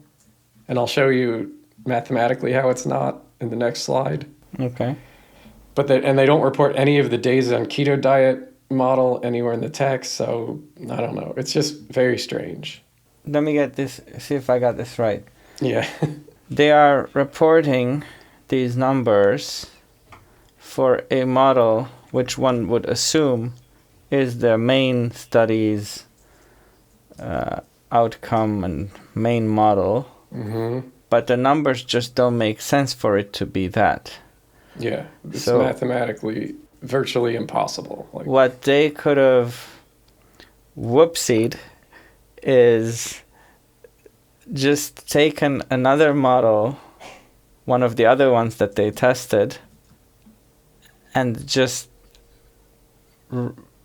ran the tests on that and reported it as though it's the LDL-C. I mean, they don't say which model they're reporting there, so we don't know. They just say... Extremely shady. It's just like, why? Like, it's so... As a statistician, like, it's so frustrating, because none of this makes any sense. Like, they say all TOST procedures on null association regressions supported that the regression slopes were statistically equivalent to 0. But the p-value should be different for different regression slopes, and so should the confidence interval. It's so strange. So I don't want to go too much in detail, but they don't report the confidence intervals for the beta coefficients, like the slope of the line here in the supplemental tables. But you can kind of calculate it if you know the formulas. Okay. More close enough. You know, if you assume the slope is 0, I can calculate the upper and lower bound on the confidence. If you assume the slope is 0, I can basically calculate the 90% confidence interval or whatever, given the standard deviation of the data. So there's enough there that I can make a very close approximation of what it would be. And, you know, you can go through the math, but basically if I have baseline LDL-C and I don't have follow-up LDL-C, which is what they really use, but it should be relatively close to baseline LDL-C. If I calculate the 90% confidence interval on the slope, that is negative 0.052 to positive 0.052, which is just outside of those bounds that they chose, the 0.05. Mm-hmm. So it is plausible that the follow-up LDL-C model might be slightly lower, you know, slightly more precise and would be within those bounds. That's possible. But if I do baseline ApoB, it's much more outside those bounds, and I'd be much less confident that even if they're using like follow-up ApoB, that the confidence interval would fall within those bounds, because the result I get here is negative 0.086 to positive 0.086. And that would fail equivalence. And the most favorable case is that assumption that 0 is the slope, because, if you calculate the confidence bounds from 0 and you're saying the equivalence is plus or minus 0.05, that's the most favorable for concluding equivalence. Mm-hmm. And that's what I've done, but clearly ApoB is outside those bounds. And also clearly that 90% confidence interval that they report in the paper cannot be the LDL-C. Right. Like, it's not even close. Yeah. Or the baseline ApoB, it can't be that. And I think the ApoB model would fail equivalence, but they don't report the ApoB model results, if I remind you. Yeah. So we don't know. Okay, the last thing with this TOST procedure is that I think they might have actually done it wrong in the software as well as all of these other problems. Okay.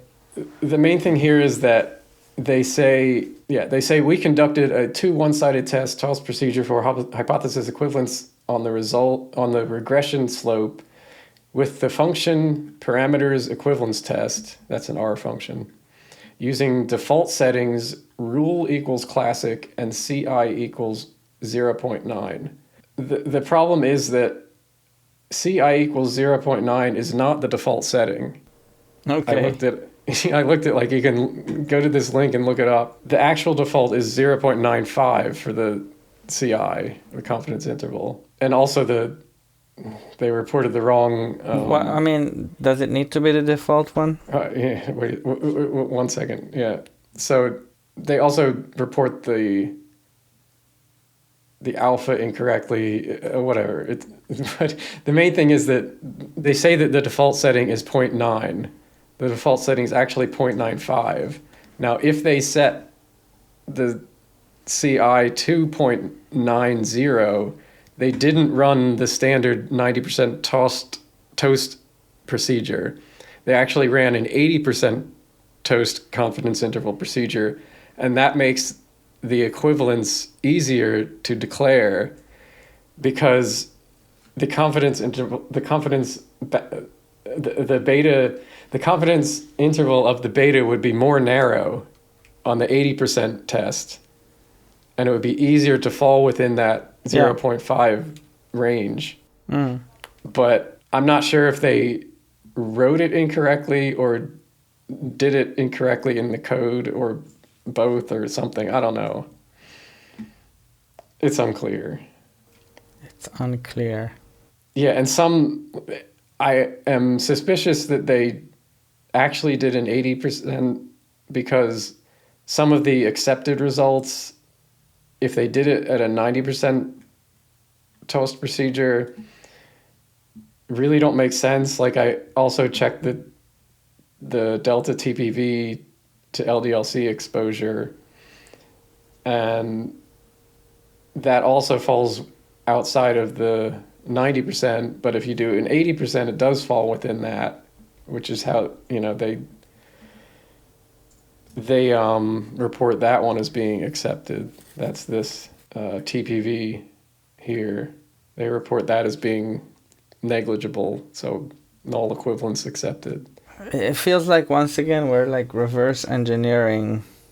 Yeah, you shouldn't have to do this. Right. They should just report everything, and you're like, oh, it fell within the bounds, or it didn't. Like, you shouldn't have to do all this stuff. It's been fun, though, actually. I was kind of reviewing stuff that I learned, 10 years ago.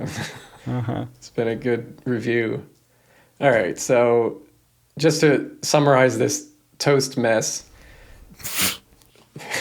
the bounds were not chosen clinically, or the bounds chosen were not justified well clinically or practically.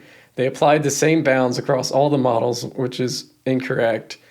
That reporting of the 90% confidence interval from 0 to 0 cannot mathematically be for the main LDL-C exposure model or the ApoB model. And I think that's a bit misleading. And that according to my calculations, the ApoB model would reject equivalence, but they don't report it, so we can't check. And they don't report any of the standard things that you would report in a TOST procedure, like the beta and then the standard errors and then the coefficients for the beta and the TOST confidence interval and the equivalence p-values for all of the TOST procedures. They don't report any of that. They just report accepted, rejected, accepted, rejected. Mm-hmm. And then there's also the fundamental implementation problem and reporting problems that I'm not sure what they did there. I don't know if they did 80% or 90% or what. Okay, so I think the analysis is incoherent, incorrectly implemented, and not auditable by how they report it. And it's contradictory, and the reporting is contradictory, underreported, and misleading. That's my... Okay. Okay, so next section is the reassuring power justification. Okay, so we're going to talk about a bit about statistical power, but maybe check out our previous podcast on, we talked about, maybe it was how to read scientific papers. We talked a bit about power. Could be. Yeah, so check out the one about how to read scientific papers. I think the first one. All right, anyway. If not, we'll try to explain. Okay, so they say in the new paper, and they don't say anything about this in the previous paper, so I guess they're trying to justify their results in a stronger way now in this paper.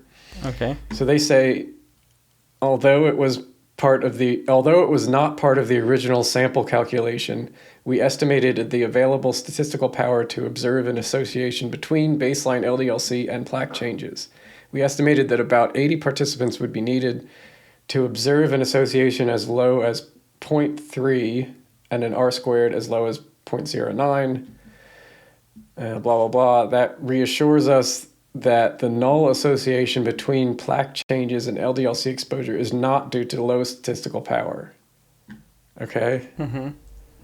So they're basically saying we've calculated we have enough participants that the null association is not because we don't have enough participants. Yeah.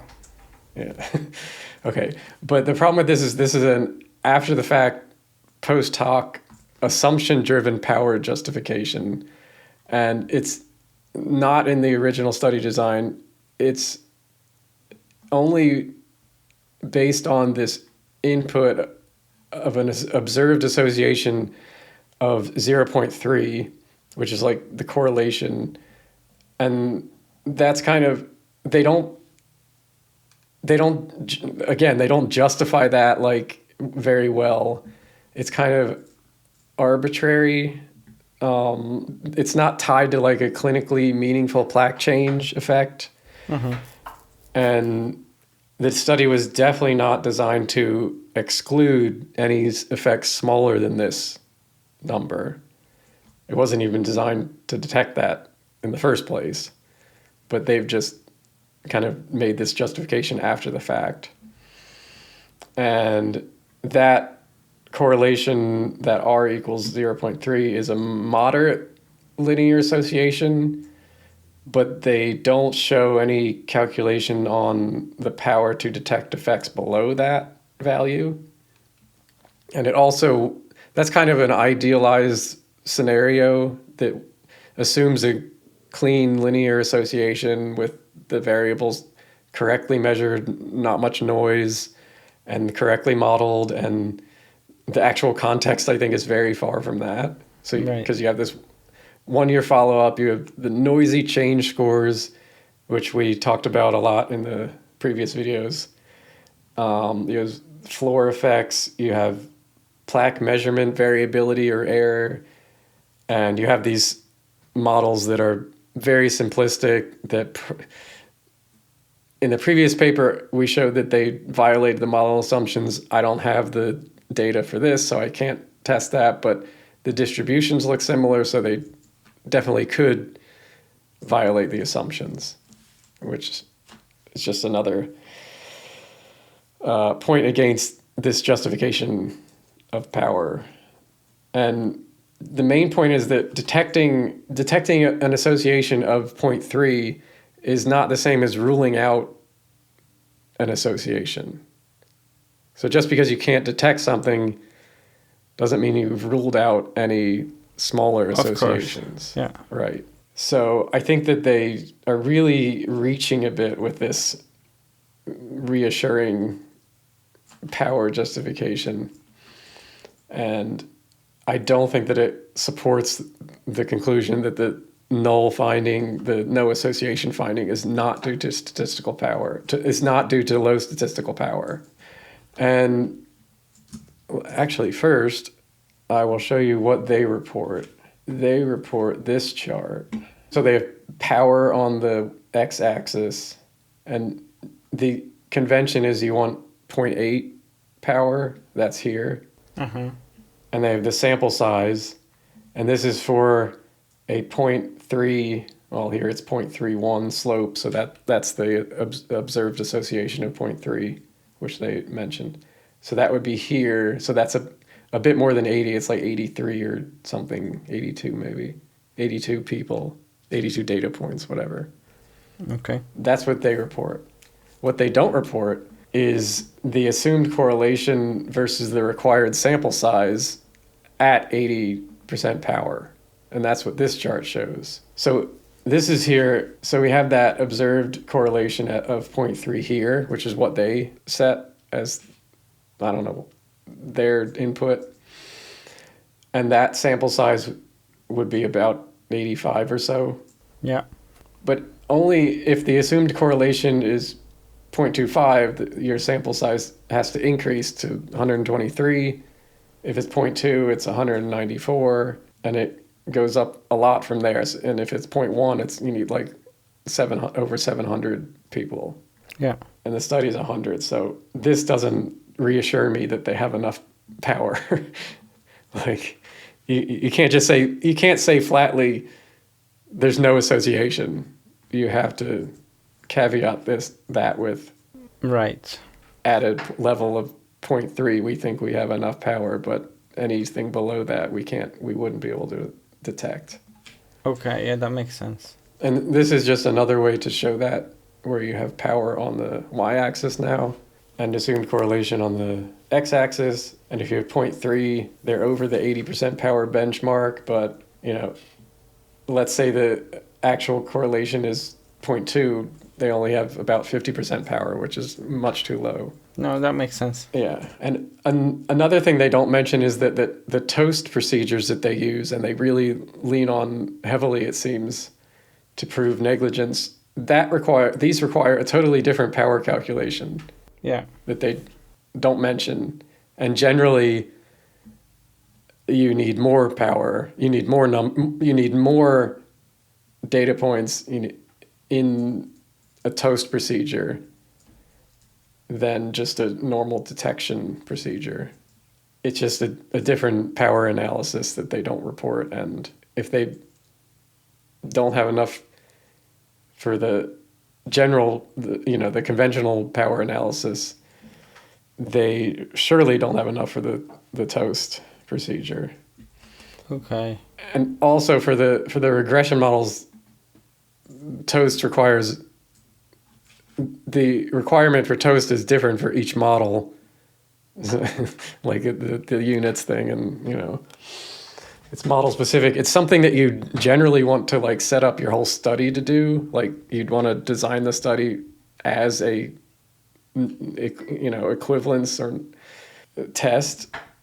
So you'd want to, if you want to do a proper TOST procedure, that would be included in the study design, is what I mean. Right. I didn't get the feeling that it was. No, it wasn't. Yeah, it wasn't. I mean, you can do it, but it has to be then clearly stated as this is an exploratory analysis that, don't rely on these results for definite conclusions or anything. Yeah. So yeah, so the paper's power justification does not apply to TOST, or the equivalence claim. TOST was not pre-specified, not part of the study design, and not addressed by either the original or post-hoc power calculation. Okay, so they have argued that they have a very wide LDL-C range. Like it goes from, I don't know, 170 or something all the way up to like 500, which is very wide, definitely very wide. And they say, although the study was designed to include participants with high LDL-C, the actual LDL-C values observed span a wide range, which allows for contrast when assessing plaque changes. So statistically, that's true. You need a range of values to see, to be able to model it. Like if they're all the same, you can't, there's not much you can do with the modeling there. But since they have a wide range of values, that should make it easier to see if there's an association between those, values that are lower versus values that are higher. That's like fitting the slope. So that's true, but it's also only one side of the equation, basically, because it also depends on many other things than just this wide LDL-C range. It depends on the size of the true effect, of course, but it also depends on the residual variability in the 1-year plaque change scores, and the measurement error, and the number of participants, and whether the relationship is actually linear over that LDL-C range, since we're using linear models. And even with all of that, the contrast in the study is basically comparing very high LDL-C to extremely high LDL-C. Right. It's not comparing normal or even conventionally low to very high and extremely high. Okay. So yes, there's a range, but it's still not comparing what most people want. Like, okay, I don't want to compare 500 LDL-C versus 300. I want to compare like those values, the really high ones, like 500 versus 100, like something normal or average. Yeah. And they can't do that because they just don't have the data to do that. Right.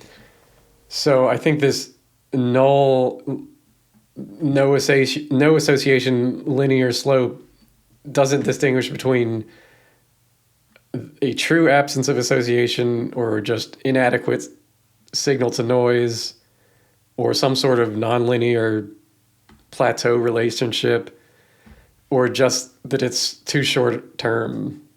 It's just a year, and maybe it's just you need longer to actually see this relationship. We have mentioned the linear model assumptions, and just watch the previous video that we did on this. But basically, it's the linear models they use might violate assumptions, which could invalidate the conclusions.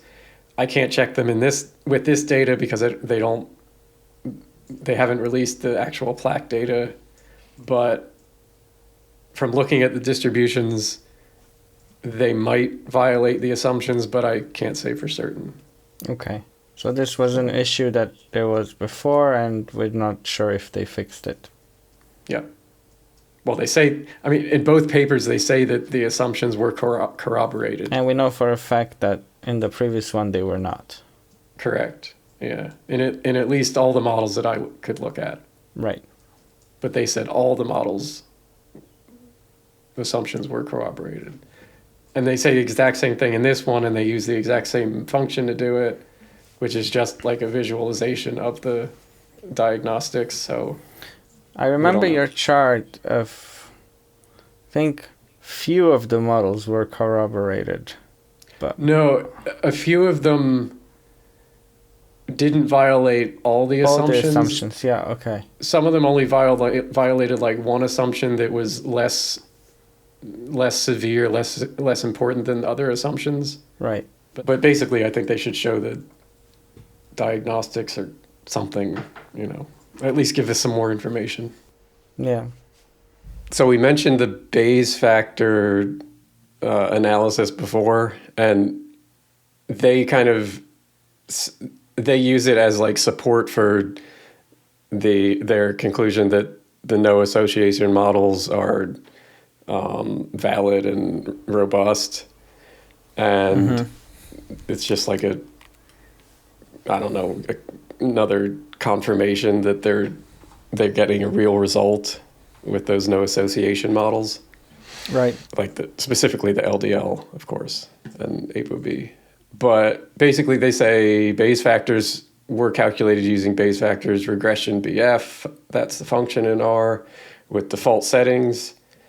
Then they say to allow for potentially large effect sizes consistent with prior literature on LDL-C and plaque progression, an R scale value of 0.8 was used. Bayes factor consistently provided a strong association in favor of the null hypothesis. So, and if you look at the results in the Bayes factor column, which is this, BF, let's look at just this model, the change in NCPV, that's non-calcified plaque volume by the total LDL-C exposure. So they get a Bayes factor of 9.9, which is, and how they've set it up, if it's above 1, that is support for the no association hypothesis. Okay. So the Bayes factor is just comparing two models, and it's the ratio of that comparison. It's the ratio of the probability of the data given a model without a slope and with a slope. So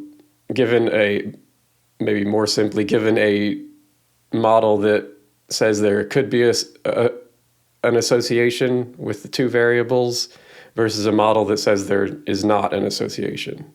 Okay.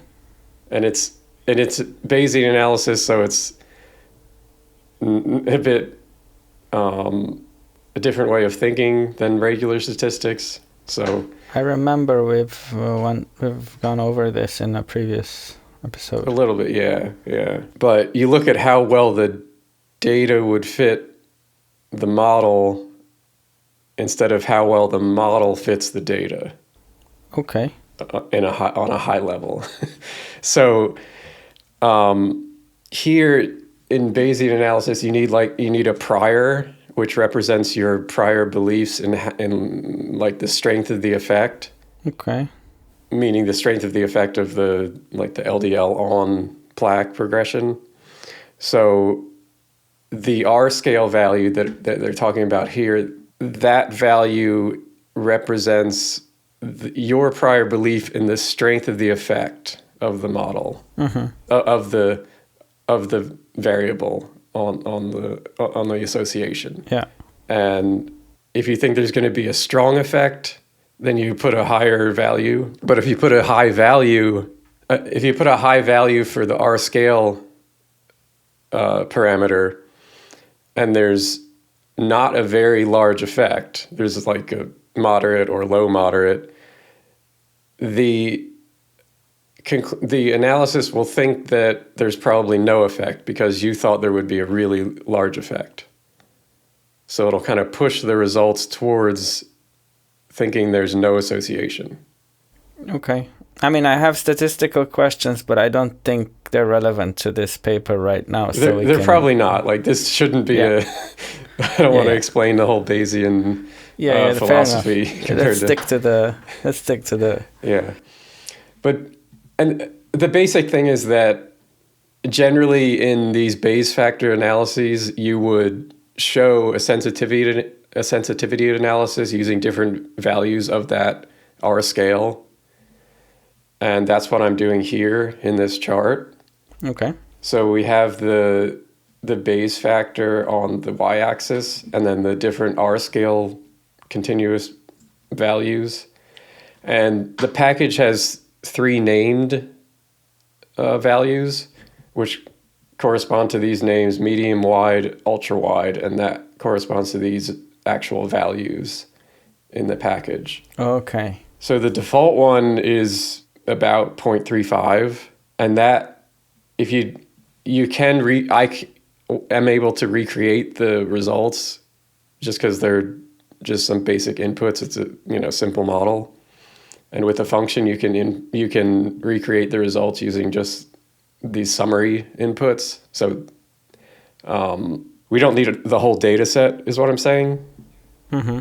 So I've recreated their study choice of the R scale right here, and you get a 9.9, which is the same as what they get for this model right here. So that's the result. And that means strong evidence for no association. Right. And you mentioned it's above 1 is no association. Yeah. Yeah. In this case, there's a different way to present it, which is just the inverse, but it doesn't matter. They've set it up this way for some reason. Okay. Like if it's below 1, but whatever. But if you change the R scale to some of their, the package's default named values, you get a much different conclusion, a much different result, going from what they chose, which is higher than the package's default ultra wide value. Like it can go down to 0.63, which it's still moderate evidence, but it's on the lower side of moderate evidence. So if they had showed this kind of sensitivity analysis, you would see that the value of the R scale would affect the result a lot in these models. But you can do the same thing on the other models, and I've done that, and the R scale value, changing it doesn't really change the result much. It changes the numbers from like very, very small, like less than 0.001 to maybe like 0.00015 or 12. Like it's much, the result is still like a strong result in the other direction. Okay. So I hope that makes sense. I know it's a bit complicated here, but basically they chose a very extreme value for the R scale that would assume that you're going to get really large effects from the relationship. Okay. And if you don't see very large effects, it'll assume it's no association. In your experience, how often do this type of analyses go wider than ultra-wide? You generally need a very strong reason to go outside of the package's like default named ultra-wide. Do most of them stick to default, or do they go wide or ultra-wide? I think they would generally go through the, a few values and show these like sensitivity analysis. Okay. And they might include one that's outside the ultra-wide. Yeah. But they definitely show others unless there was a really strong reason. In their defense, when you ran this with the default or named values, it was still above 1. Yep.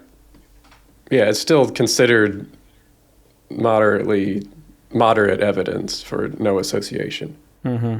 That is true. Okay. My argument is just that it still highly depends on what value they choose for R scale. And if the result is robust, it shouldn't depend highly on that value. It's a whole problem with Bayesian analysis. But I mean, if they choose a number that's close to the actual effect, then they should be able to call it. No? What do you mean? Well, the 0.8 could be based on the belief that there's a very large effect. Mm-hmm. The actual number could be 0.3 or whatever. Closer to not as strong as what it is. Yeah, I guess that's arguable, and this is not Bayesian, but when they did the power analysis, they had a correlation of 0.3 that they looked at. Mm-hmm. which is like a moderate effect. And if you kind of translate that to this Bayesian analysis, that would be closer to the medium value, the default value. It definitely wouldn't be up to the ultra wide study choice of 0.8. So Understood, but let's assume that it is that number, and then they still get no association. Yeah. I'm just pointing out that it doesn't change the result in a significant way. I would argue that this difference from 9.9 to 4.63 is a category change in the result. Okay, I thought it was just above 1 or below 1. That is the direction. Uh-huh. But there's like a standard way to interpret the numbers you get from the Bayes factor analysis, and about 10 is when it's considered a strong result. Okay.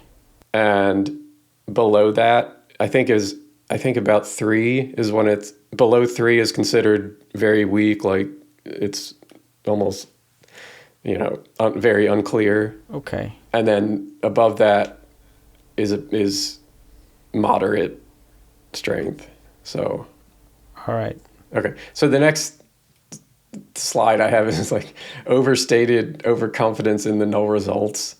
And they're here just arguing that both of their Bayes factor analysis and the TOST procedure that we already talked about kind of protect the results from being underpowered. They state, moreover, the fact that Bayes factors converge towards 1 when there is low statistical power, along with the power assessments included in the supplemental material, reassures us that the null association between plaque changes and LDL-C exposure is not due to low statistical power. Along the same lines, TOST procedures are also conservative under low statistical power scenarios, ensuring that they will not conclude there is equivalence unless there is sufficient precision to exclude meaningful effects confidently. It's a bit of a mouthful, but they're just saying these add-on analyses that they used somehow protect the results from being underpowered. Mm-hmm. And prove that the no association is not due to this whole study being underpowered. But that is definitely not the whole story. Like, there's no way that Bayes factors like protect a result from a weak design or noisy outcomes or just bad crude models.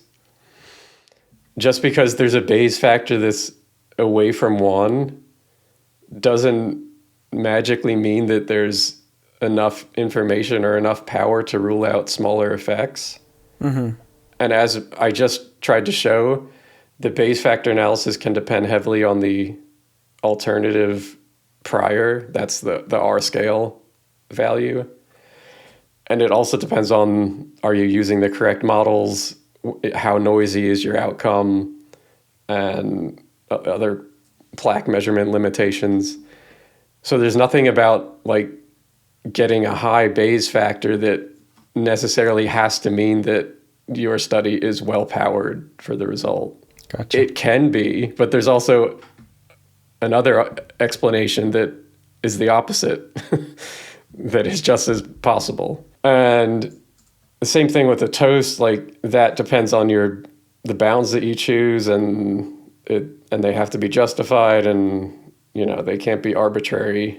And of course, we saw that there were many problems with that procedure as well. And then there are all of the same underlying issues with the modeling. Like both of these analyses are based on the same simple linear model.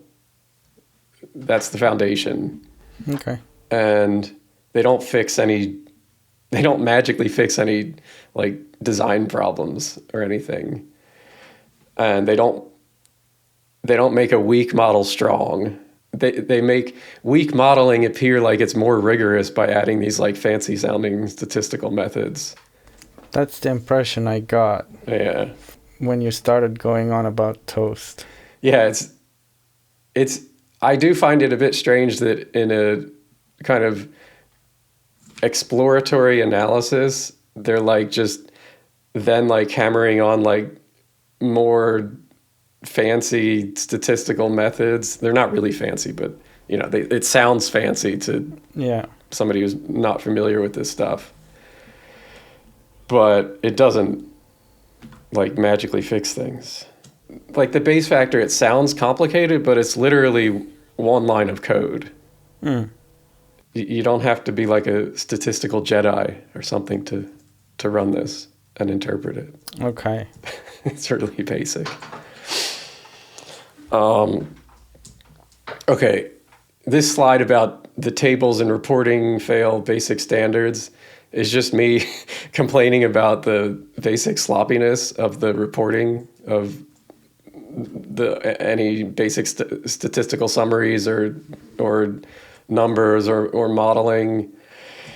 And I think I'll just call out a couple really obvious ones that are problematic. So, I mean, we already talked about them just reporting the IQR as a single value, so that's like a big one. Yeah. One other one is in table 3, which is plaque changes for the heart flow analysis. So that's the other method to quantify the plaque in the arteries. They say here PAV annual change greater than 1%. So that's the number of the percentage of people who had a percentage atheroma volume change of greater than 1% is 0%, which you would think is good because you don't want a big change in that in that metric. But if you look in the study, so this is actually the heart flow result, the same thing for what they're saying, PAV annual change of greater than 1% and 29% by AICPA. That's the heart flow one that I don't know why they don't name it there, but it's actually 29% instead of 0%. Wait, what? Yeah, it's just reported. So here you see AI-enabled coronary plaque analysis. AICPA is heart flow right there. And then when you look at the numbers they report, PAV annual change greater than 1% is 29% by that. But then you see in the table, PAV annual change percent, 0%. So they just, missed that. Okay. Are people pointing this out? I mean, because this seems very obvious. I guess it's not as obvious as you'd think because they name it here as AICPA and not heart flow, so it doesn't pop out, I guess, in your mind. Jeez, there's always something. I don't know. I mean, I don't know why they didn't just call it heart flow there. I don't know.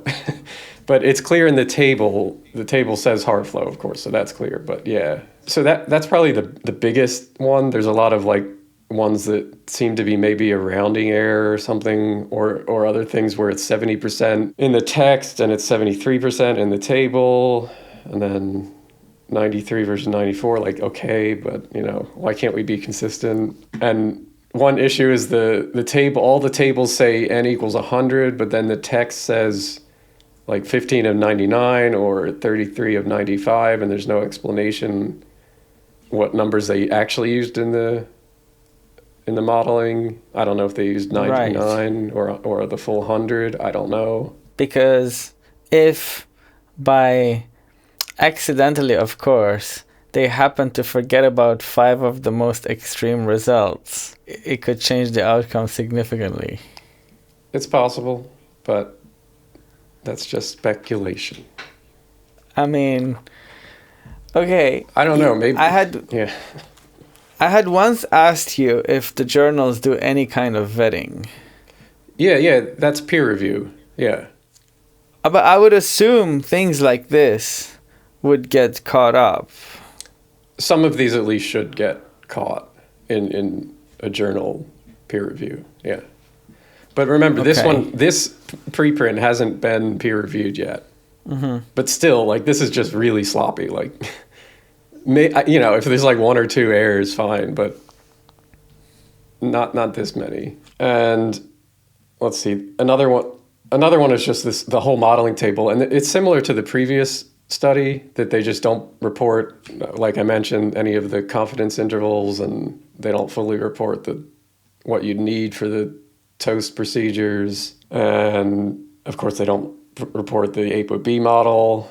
I mean, we've talked about a lot of these before, but let's see, one of them is that change in PAV by CAC baseline is significantly different in this robust model right here. That's which one is it? 0.04. That's this one. Mm-hmm. That model, which I guess is maybe a typo because it should be 0.04 instead of 0.004. I don't know. It's just all these little things that are strange. It could be a byproduct of having so many different authors and... So there is one statistician, and I think there's another data analyst that did some stuff, but clearly there's one person who did the statistical modeling, and I assume all of the charts and reporting. Like, does he keep you up at night? Does he keep you up at night? But I mean, what do the authors do then? Like the design and such? Yeah, design, maybe some interpretation of the data, something in the discussion, but they wouldn't be involved with like running doing the coding for running the regression models and... No, I get that, but I mean, the paper is several pages, and I assume parts of it got written by different... Yeah.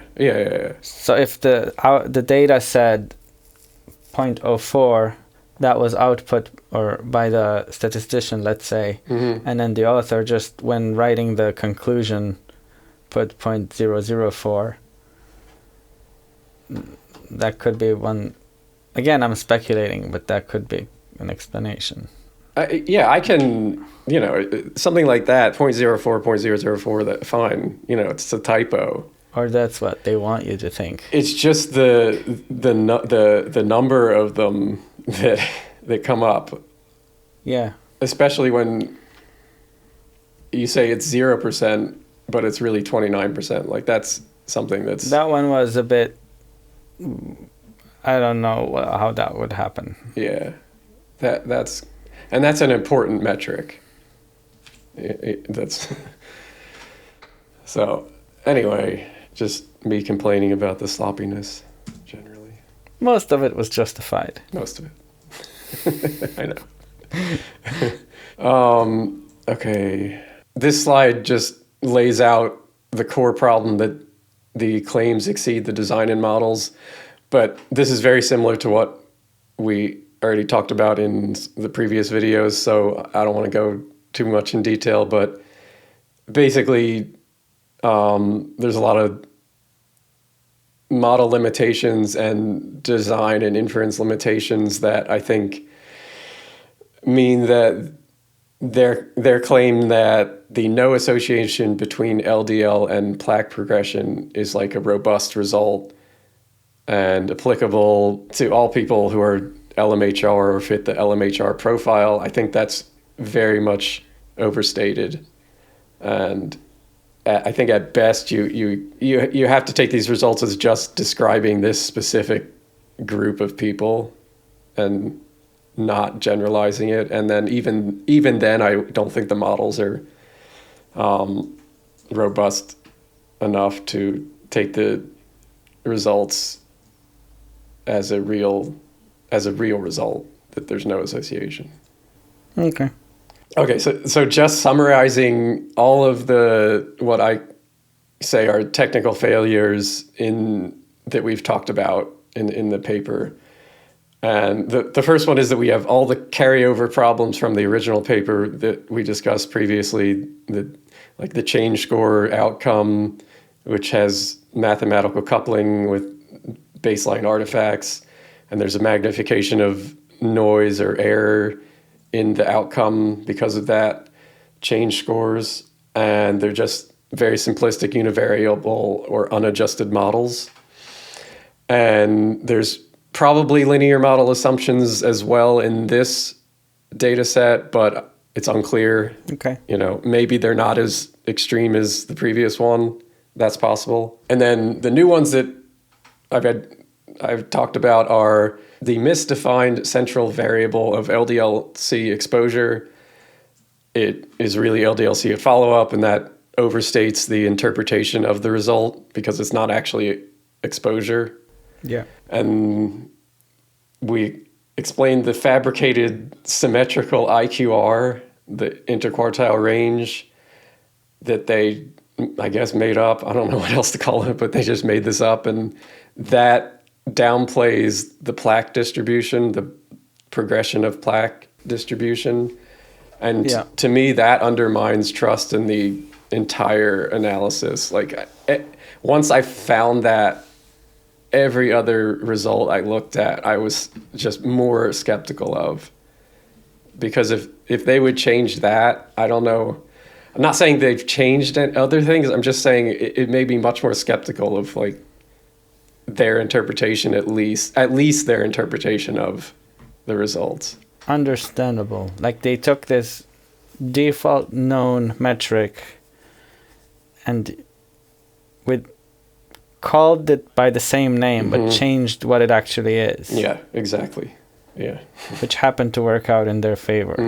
Yeah, it did. Yeah.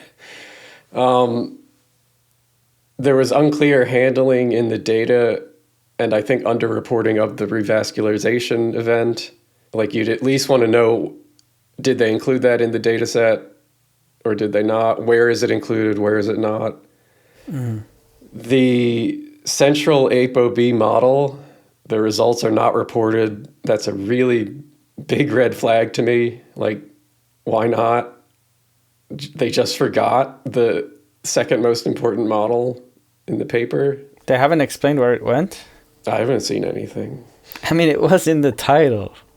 It's not in this title. I know, but it was in the title. Yeah, previously in the previous paper, it was it was like the title of the paper. Yeah. Them changing it, I'm not sure why, but it is in the main abstract and, results and conclusion, of course. I hope I explained enough that their TOST procedure is incoherent and invalid as they implemented it. And I think that they also reported the results in a misleading way. And by my calculations, the ApoB model would probably fail equivalence, but of course it's not reported. And the reporting of the TOST procedure is not sufficient. You need to report much more results than what they did. And I think then the power justification, I don't think it supports the conclusion they attach to it. I think it just depends on the input that they assumed would be, the correlation, and then they didn't even consider effects below that, which the study is not powered for clearly. And then also you have all the problems that go on top of that power justification, because that's just like an idealized, version of the result. It's an idealized version of what numbers you need. It doesn't take into account noise and like short follow-up and maybe modeling that's not as modeling that doesn't characterize the data as well as it should. And then the Bayes factor, the strong results for no association models, that depends on the R scale value of 0.08 choice, and there's no sensitivity analysis. And those technical sounding reassuring power arguments are just after the fact, post hoc, based on the chosen inputs, and definitely one-sided. They don't even consider the other side, where it just as easily could support it's a weakly powered study with too much noise and that's actually the reason why they get no association. And I think the reporting, especially the model table, fails basic standards and kind of shows this almost directional sloppiness where they forget some things, and seems to be in one direction, let's say. Mm-hmm. And then the claims, again, I think exceed the design and models. So my final one-line conclusion for the paper is a complete shambles. It's fatally flawed. It's statistically indefensible and actively misleading. That's the strongest wording you've used yet. I know it took a lot to get me to those words, and a lot of it was just that figuring out that IQR thing. Are you gonna write another letter to the editor? Well, currently there's no editor to write to. Until it gets published. Yeah. I think maybe you can make some comments. If it gets published in its current form. Yeah, then would I you? definitely would write a letter to the editor. Yeah. I guess that's one reason why I held off from doing the critique of the paper, because I expected that it would be peer reviewed somewhat soon, but I don't know, it's been 6 months and it hasn't been yet. Oh, it's been that long? Yeah, it was put up in mid-January. Okay. So it still could be undergoing peer review now. But I'm not sure how long it will take. If you take all the data that they have published, Mm-hmm. does it show any result when done correctly? Okay. So what I'm going to do next is, given all these problems, can we interpret the data some way? Okay. What can we learn from the study, even with all these, technical problems that we've talked about? Yeah. That's what I want to discuss next. What I do want, I hope I've made the case that, we'll talk about, okay, what do I take away from the study? Because it could be very interesting. I just think that they Botched it with the statistical analysis, really. So my first main point is that the study did not show that LDL-C or ApoB don't matter. And definitely we've talked about this, so I just want to go over it quickly with some more specific reasons that aren't technical statistical reasons, but more like a design issue. Okay. So I think that the paper turns a fragile non-detection, so no association, into a much stronger contrast by saying baseline plaque metrics were consistently predictive of plaque progression. And by contrast, neither ApoB levels nor cumulative LDL-C exposure predicted plaque progression in this population. Because by doing that, then the broader keto sphere, that becomes the bigger message that high LDL-C and ApoB aren't a problem on the keto diet. Yeah. Which I think this study just cannot claim. The study's not capable of supporting either of those claims, either the smaller one that's only in this population, or the larger one that anybody who does a keto diet and has high LDL is not a problem on the keto diet.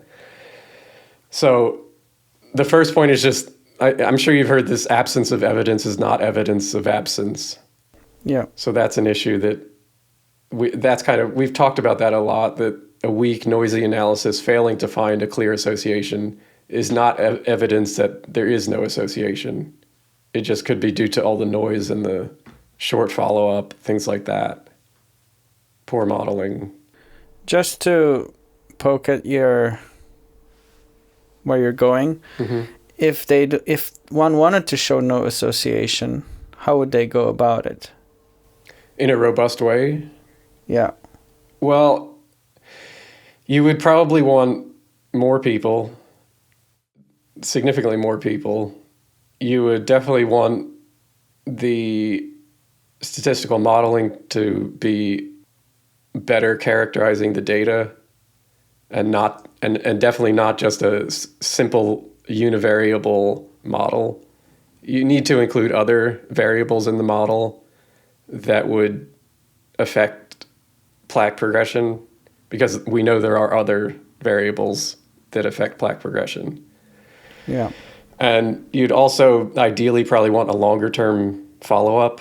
So 1 year is pretty short and I think would be noisy. You'd probably want, I don't know, at least a few years, maybe 5 years. Ideally, you'd want another cohort that had everything the same but a lower ApoB and LDL. Okay. Like down to normal levels.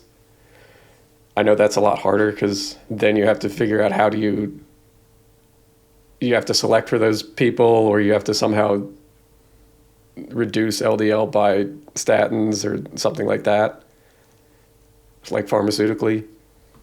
Wouldn't lower levels mean just average because they picked high levels? Yeah. By lower, I mean like normal, conventionally So why would normal. that be difficult to get? I'm not saying it would be difficult. I'm just saying they would need to figure out how they wanted to set up the study. Okay. To avoid people who have artificially reduced their... Yeah. That would be one thing that they probably would... Okay. It would probably be a better comparison not to do it with statins. Right. Because then you're okay. introducing other issues. Sure. What next? Okay, so I think that the question they're trying to answer is actually narrower than the conclusion being promoted. So the study is asking if LDL-C and ApoB are associated with 1 year plaque progression in a selected LMHR or near LMHR cohort. But that's not the same as showing that years of high LDL-C or ApoB did not contribute to plaque development. Because even though the participants had some more time with higher LDL-C, they only check it from 1 year of duration. Yeah. And not from inception. So the question is narrower than the conclusion, I think. And there's, like we just mentioned, there's no real lower exposure counterfactual that has like conventionally normal levels of LDL-C or ApoB.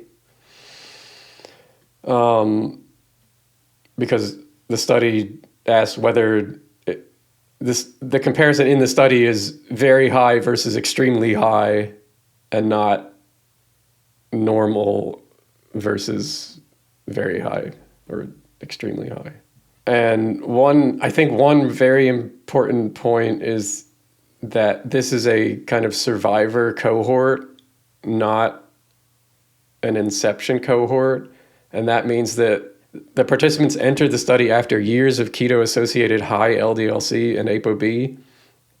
And then they remained eligible. They remained untreated with any medications or statins or pharmaceuticals. They had enough document, they were available for the study, and all of these things limit generalizability, and it can actually make the LMHR phenotype appear that it's actually safer than it would be with the general LMHR person. Okay. Because they're kind of selecting for the healthiest group possible that are like really focused on their health, and at every point in this kind of funnel, you could drop out. So if you have somebody who, for example, has this phenotype and maybe they go to the doctor and get a test and they see that they have really high plaque levels, then they drop out and stop doing keto.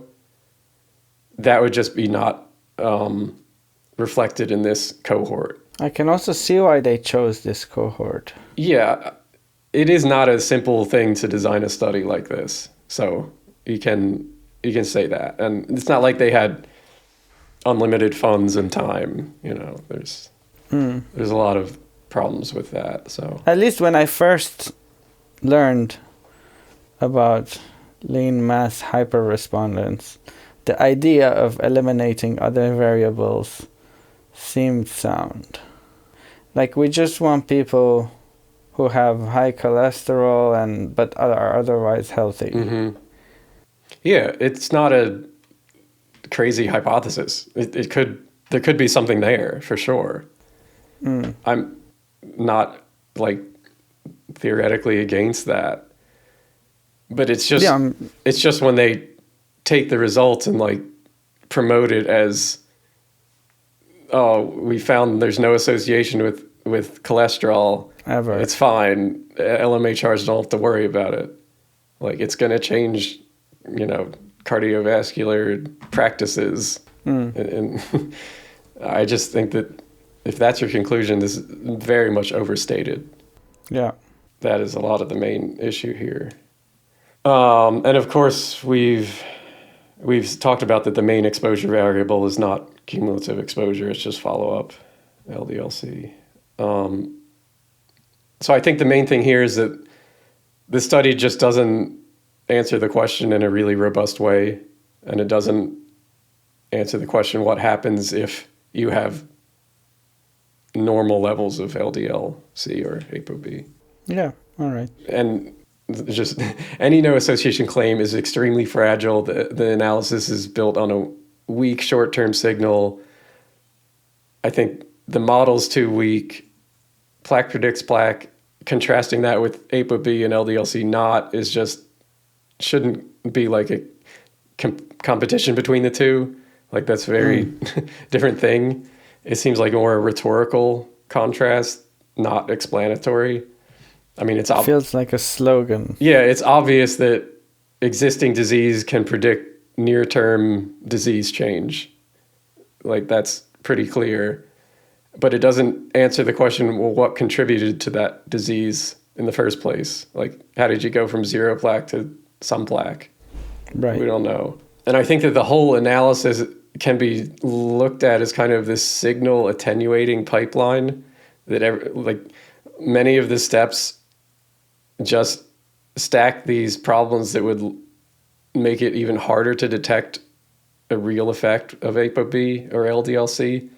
It has that survivor selection effect, weak exposure measurement, noisy short-term plaque change, no lower exposure counterfactual, and then this crude simplistic modeling. So each of those things like kind of build on each other to make it even more difficult to find an effect of LDL-C on plaque. It just makes everything more noisy. Yeah, with every layer, they add a bit more noise. And in the end, they're like, there's no effect. Yeah. And then the last thing is that, that we've talked about layering those fancy statistical methods on top of these methods doesn't make the foundation any stronger. It just makes it sound like it is. So, those Bayes factors, TOST, and power calculations all inherit the same exposure outcome and model choices, plus their own assumptions, and none of that proves no effect. So I think that this study is not evidence that high LDL-C or ApoB are not associated with plaque progression, and the study wasn't even designed or analyzed to robustly include a meaningful ApoB or LDL-C effect. It's just a fragile non-detection result from a noisy, small, highly selected, short-term, measurement-sensitive, and model-dependent analysis. And I don't think that the study can provide a reliable basis for reassuring any LMHRs that high LDL-C or ApoB is not a problem or unrelated to plaque. Yeah. But putting all that aside, what can we learn from the study? So I would just ignore all the statistical modeling and just look at the actual plaque data and try to interpret that. Yeah. And even when interpreting that, we have to just say, okay, it's a really highly selected survivor group. We just talked about that. They went through that funnel, and any of these plaque metrics should be read as just descriptive of this group, not generalizable or causal or predictive. Couldn't you even use that as Because you have their plaque data. Couldn't you compare that to the average person and that would be telling of something? Yeah, you can do that. It's not a perfect comparison, but you can do that. And yeah, we're going to do that a bit soon with the Nature CT study. Okay. So with that, in the data, you can see that 85% had at least some plaque progression, and 15% had at least some plaque regression. Now, those are anything not zero, basically. So it's definitely possible that some of those regressions and some of those progressions are just within noise. Or near zero. Yeah. And Okay. aren't like actual regressions or actual progressions. But you had the data. Yeah. So what I'm saying is, like, let's take like this guy who's rated 0, but he's above 0, and that's considered progression. If you exclude those. But how much? Like, what's? IQR or something. I don't know. I mean, I don't want to count up the number of dots. I thought you would have done that with your fancy schmancy tools. I think I'll do something like that later, actually. Okay. A similar thing. Because what we can say is that the mean and the median all show progression. It's defined as moderate, Okay. but it's still progression. Okay. And the median, they say that the median plaque progression rate of change was 37%. But they also then argue that 37% sounds higher because it's low. So, the absolute value is low. So if you change it a bit, it can appear like it's higher as in a percentage form. All I'm saying is it doesn't, even just looking at the plaque data, it doesn't say that you're like protected somehow from plaque progression. You still have some on average. Okay. If we look at what they define as rapid plaque progression, and this definition doesn't come from the authors, it comes from other studies, which is the PAV change greater than or equal to 1%. 21% of the group had rapid plaque change, or 29% from the other analysis, the heart flow.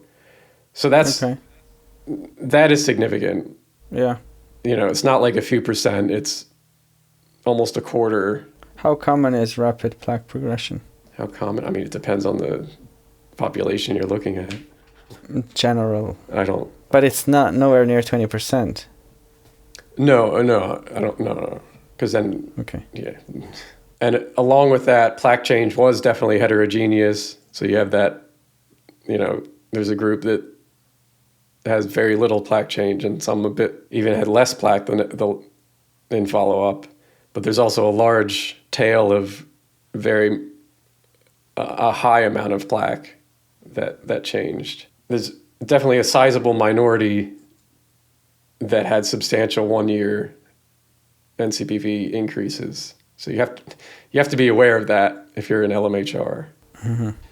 And definitely the incidence and progression of plaque are different questions. So whether you have plaque or you just progress in plaque is different. So whether you go from no plaque to some plaque versus whether you go from some plaque to a bit more plaque is a different question. Is it possible to have no plaque? Yeah, of course. Yeah. I thought it's just something that builds throughout your life. Generally it does, but it's not like it starts when you're 10, generally. Okay. It would start later, maybe, and it depends on a lot of things, of course.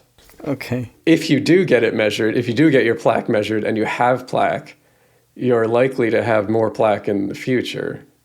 That's something that is seen, but that's also widely accepted. That's just the plaque predicts plaque. Yeah. And the question, they state that like imaging is superior, so they state that you should get imaging, cardiovascular imaging to quantify how much plaque you have. But the question then is, how do you prevent plaque in the first place? Right. And that's a big problem with their logic that imaging is superior, which they state. And then what do you do if there is progression, of course, is a big question. So I also think that 1 year plaque change is noisy, so it's hard to see if a progression or a regression in plaque in only 1 year is a real thing. I think that you just need more time. And one of the big things that they say is because of the whole clearly, you remember the clearly issue with the something wrong with the clearly data? From the previous one. So in this preprint, they have 2 different methods, the Q-angio and heart flow, and they compare them and say that they're confirmatory and they're very similar results. And they contrast that with the clearly results, and they say the clearly results were very different. Not in this paper, but they've said that on, I don't know, social media and interviews and stuff. But if you look at the plaque data, it's actually pretty different in Q-angio and heart flow. From each other? Yeah. Okay. And they don't do a very good comparison. They kind of just show you some summary statistics and say they're kind of similar. But they don't show you like person by person differences or anything like that. So it just points to this being pretty noisy still. I think it's just more evidence for that. According to what the authors believe, if you take the first paper at face value and then look at these ones, what changed? The big thing that changed is basically overall the absolute plaque levels are lower and the change in 1 year is lower. They just use a different measuring method, and now the results are even better for them. Yeah. Yes. Okay. All right. Okay. And the last thing I wanted to say about the results was if there's this significant minority, about a quarter of the people in the study have rapid plaque progression, what did they do about it? Like, what is the clinical action that now? Well, what makes you think they did anything about it? Well, wouldn't you want to do something about that if you saw that you had rapid plaque progression? Like you're in this group, you're very focused on your health. I'm just asking, what are the doctors telling their patients who are in this study? And what are the patients doing if they find that they have rapid plaque progression? They need to make a decision. And I'm just wondering what it is. Right, but is the reason that you care about this because it will affect the results of the study, or because No. you have a medical concern for the well-being of the participants? Obviously I wouldn't want any of the participants to have more plaque. Obviously. I prefer that. But I am curious how they will treat it, because if they treat it by stopping keto, that's an interesting way to treat it. If they treat it by giving pharmaceutical drugs that lower LDL-C and ApoB, like statins, that's also interesting. I just wonder what they did. What if they did more keto? You mean like they went full carnivore or something? Yeah. That would also be interesting if they stayed in the study. Like, maybe they, in another few years, they could look at this group and see how they progressed if they changed some things. That could be interesting, for sure. Okay, so I just wanted to summarize like a reasonable message for someone who thinks they're an LMHR. And I want to, just very basic interpretation of the study. And so I think a reasonable message for people who think they're an LMHR is that this study does not show that you're protected from developing plaque or from rapid plaque progression. As they do say in the study, the descriptive results are heterogeneous, meaning that there's a large variation in the plaque progression.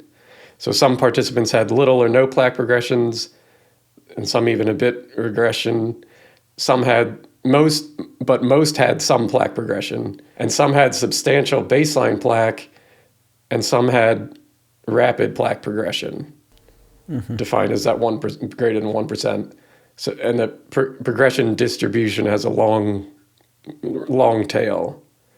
So it's clearly not that you're just somehow protected by being an LMHR. You still may get plaque, and you may get a lot of it. And if you... According to this, there's a 20% chance you get rapid plaque progression. Yeah, 20% of people, 21%, yeah.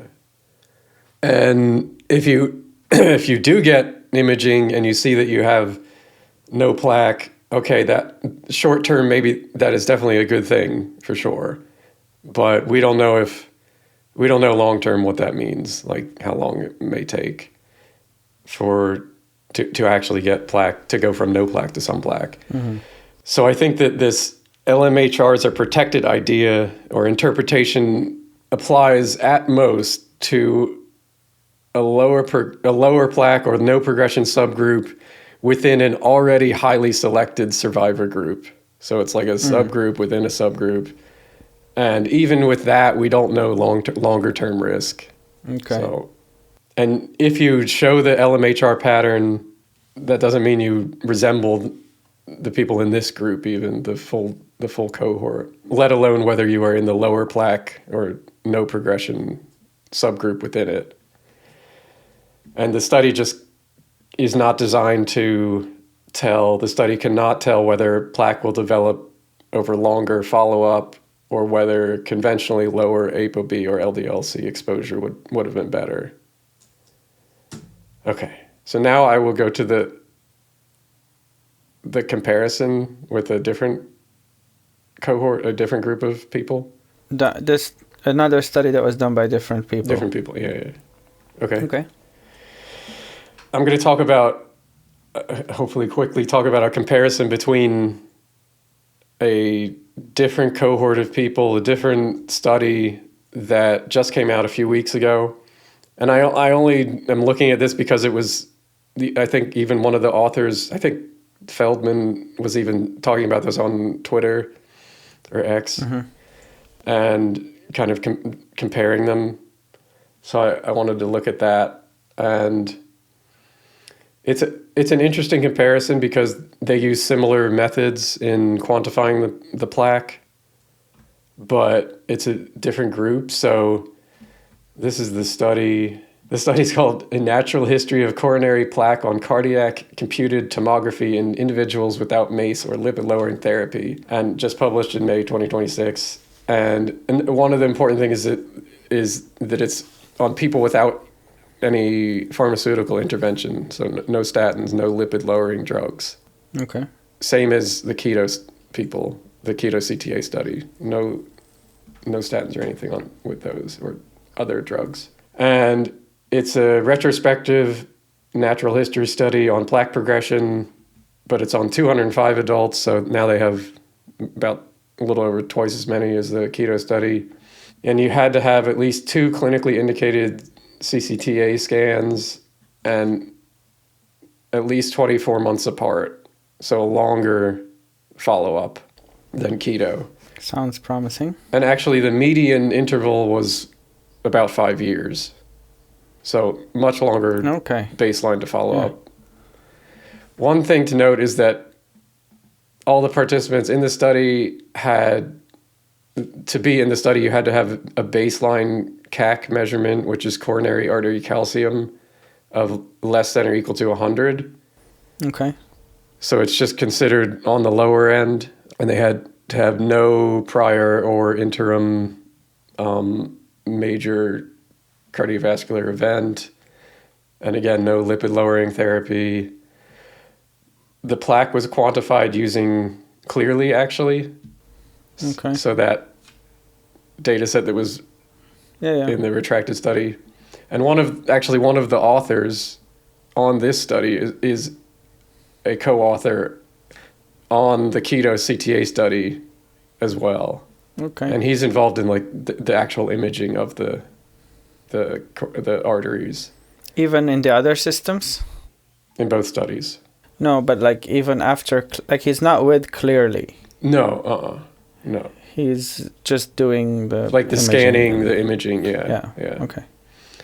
And so it reported changes in plaque, including many of the same metrics like that we've talked about, NCPV and PAV and TPV. So it's a good low CAC, untreated reference group to compare to the Keto CTA study. Sorry, before we start, I do want to say that it's not a perfect comparison because they're like, I think they're like they're of course slightly different. It's a different time period, slightly different methods. So I wouldn't take it as like a one-to-one perfect comparison.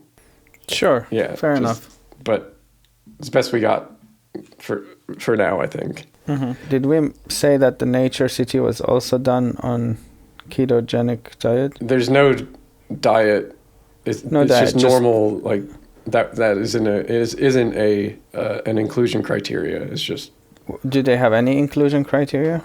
Yeah, they had some reasonable limitations. Limitations that are generally healthy people, like no diabetes. You can't have this familial hypocholesterolemia, no chronic kidney disease. So generally, relatively healthy group. Okay. But there's no diet restriction or anything. Fair. All right. So some baseline characteristics, just age, BMI, percent male, triglycerides, very similar you can see between the two, except for a few of the metrics. You can see that in Keto CTA, triglycerides are much lower. So 66 versus 128 in Nature. Yeah. And you generally want lower here. So for this metric, 66 it's much better in the keto group than the Nature group. Mm-hmm. So this is a bit high. I think you generally want lower than that. And 66 is very good for this metric. Okay. The BMI is also a bit lower in keto. So that's, how much, relatively how much fat you're carrying, more or less. Age is very similar, but as you can see, the LDL is one that's very different, of course. LDL is much higher in keto. Right. And in Nature, this is around normal, I would say. And that's because they specifically chose those people. The keto. Yeah. Yes. Yeah. Okay. The cutoff for keto was, I think, over 190. Okay. Okay. For baseline plaque measurements, you can actually see that Keto CTA seems a bit better overall. So for PAV, it's a bit lower in keto versus Nature. Same with NCPV, a bit lower in keto. But and same for TPV, it's a bit lower as well. The percentage of people who have 0 calcium score is very similar, but one thing that we need to be aware of is that in the keto study, some people have higher than 100 of that CAC score. Yeah. But in Nature, everybody had lower than 100. Okay. Yeah. But only 17% had higher than that, so not too many. So overall, it looks like Keto CTA appears healthier metabolically and of lower risk, leaner, lower triglycerides, higher HDL-C, similar age, comparable. Except for the LDL. Except for the LDL, yeah. Yeah. Now I'm going to show the plaque progression metrics. So remember, keto is 1 year, and for the Nature, it's annualized. So the metrics are annualized per year. Yeah. So both are per year, basically. Yeah. And this is progression, so change. And these are the changes in the mean and only for the Q-angio. And you can see the mean is, I would say, much higher in keto for the change. Yeah. For each of the metrics. Like PAV is over twice as high of a rate than the Nature cohort. Median is similar. The medians appear similar. That is true. 0.2 versus 0.17, very close. 5.6 versus 4.9. Yeah, all the median by itself looks very similar. So in this table that shows the mean of plaque changes, actually the means were not reported in the Nature study. I think they were saying that on Twitter, like they wished they reported the means because they could more directly compare the two. Yeah. Because if they report the mean and it's higher, then it shows like the distribution. It could be different. So how do you have them? Well, if you look at these, this is the Nature study. Yeah. And if you look at the charts in the study, so these are box plots, we'll explain it a bit more later. But the X in the box plot is the mean. Okay. I know that it's the mean because in this software, the mean is produced as an X by default. And you eyeballed it? I also used AI to figure it out, and I also eyeballed it to confirm it. Okay. And obviously it's not going to be like 100% precise, but if you look, it is very close. All right. Yeah, fair enough. For example, for PAV, I have 0.26, and you can see, 0.5 is about halfway between 0 and 0.5. So yeah, that's fair. yeah, and then these two, I'm definitely pretty close. Yeah. Close enough for a decent comparison, but yeah, it's not perfect.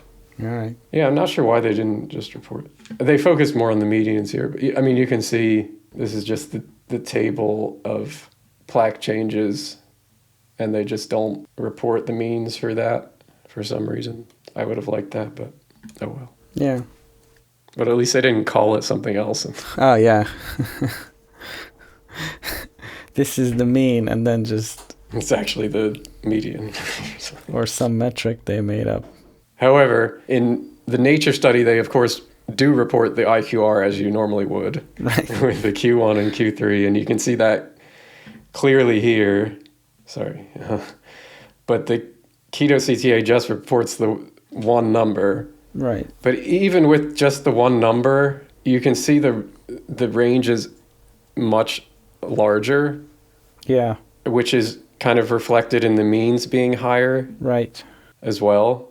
So that's that longer tail in the distribution that's pulling up the mean. Yeah.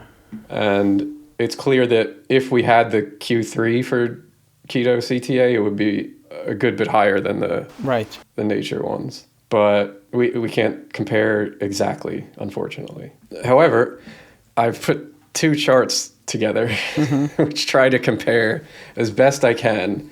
And these are just screenshots from each study. Yeah. So I'm sorry that it is a bit difficult to compare, but I've tried to line up the y-axes as best I could. Oh, that's nice. So the 0 line is the same, 3 is the same. So this is for PAV %. And just the one on the right is the Nature cohort. This is a box plot. And basically the line in the middle of the box is the median. Yeah. And the top of the box is Q3, and the bottom of the box is Q1. And what is the brackets? The brackets, the whiskers, that is the most extreme observation that is not considered an outlier. Is this a standard thing? This is a standard thing, yeah, it is actually. Okay. So you see these dots above this one? They're outliers. Those are considered outliers by using this method, which is... But I don't see any dots within the box or within the brackets. Yeah, they're not showing the specific data points. Is it because it would be too messy? Yeah, it would be too messy and they'd be on top of each other, and yeah, okay. It's just a choice to show the distribution. I see the point, yeah. Because they have 205 data points, so that would be a lot more to show individually. But they do show these outliers, which are above 1.5 times the IQR. That is one convention of defining an outlier. There's no theoretical perfect definition of an outlier. This is just convention. Makes sense. So they have only a few outliers in their data set, which are above 1. And if you compare, so I know this is hard to see, but so if you see that this is the Q3 right here, in the Nature cohort, and if you move over to the Keto, Q3 is 0.35, which is maybe I don't know, maybe about here or something. Yeah. And definitely the Q3 in keto would be much higher, because what we see here, the red is not actually the Q3. It would be up higher, so maybe up to here. So that's quite a big difference, I think. And you can just see much more people rapid plaque progression than in the nature cohort. Yeah. So that is interesting. Does the nature cohort not have anyone above 2.5-ish? Correct. The maximum is just over 2.5. Yeah. Okay. And that's interesting. Yeah. And remember, I think these values are more reliable because it's a longer interval between the scans. Yeah. So, that could cut both ways. I don't know. But overall, it still looks like, overall, it looks like Yeah. ketos has many more people who have higher plaque progression. Okay. And the last thing I wanted to talk about is rapid plaque progression, that definition of PAV above 1%. So that would be right here, 1%. Yeah. And you can see there aren't many in the nature cohort. But one kind of wrinkle in that is that all people in the nature cohort have that baseline CAC of less than 100. And we know that there's plaque predicts plaque. So if you have a lower baseline plaque, you might have less progression. So it's not exactly a fair comparison for keto. Sure. You would ideally want to only include people in the keto group who had CAC of less than 100. If you had the raw data. But one thing about CAC is that it is not affected by the Clearly or QAngio methods. It's a separate test. Oh. So I have the raw data for CAC. Right, from the previous It's totally the same. It doesn't change. Yeah. So at least I can, but I don't have the new plaque data, so at least I can make an estimation. And I will explain later how I did this. But what we're looking at here is a comparison between nature and keto of only people who have CAC less than 100. Okay. So I've got this table, and we have the data set for nature at the top, and then keto, QAngio, and then keto, heart flow. I did include Clearly just because I have the actual data and can show it. Yeah. And I think some people are interested anyway. So I have the first column of the analysis number of people. In nature, it's 205. QAngio, I'm just assuming it's 99, and heart flow is 95, and Clearly is the full 100. And now I determine how many people have less than 100 of CAC. And of course, in nature, it's the same. In QAngio, it's either 82 or 83, because I don't know that one person. I don't know if they had 100. Yeah. And then in heart flow, because it's 95 is the total, it has to be at least 78. Somewhere between, yeah. But not more than 83. And then for the Clearly, of course, since I have the full data set, it's 83. And the total rapid progressors for each data set, so is only 6 for nature. So that's PAV above 1% or equal to. Yeah. For Clearly, the total is 21 people in QAngio, 28 in heart flow, and 43 in Clearly. And that's in the full data set. Yeah. So that was that number that they actually reported directly, that 21%. Now, if we subset that by CAC, it has to be less than or equal to 100. It's the same for nature. It's only 6. And now I have a range for the number of people here. Of course. For QAngio, because of the 17 or 18 people, I can get a range because I know. Let me just show the range, and then I'll explain how I did it. Okay.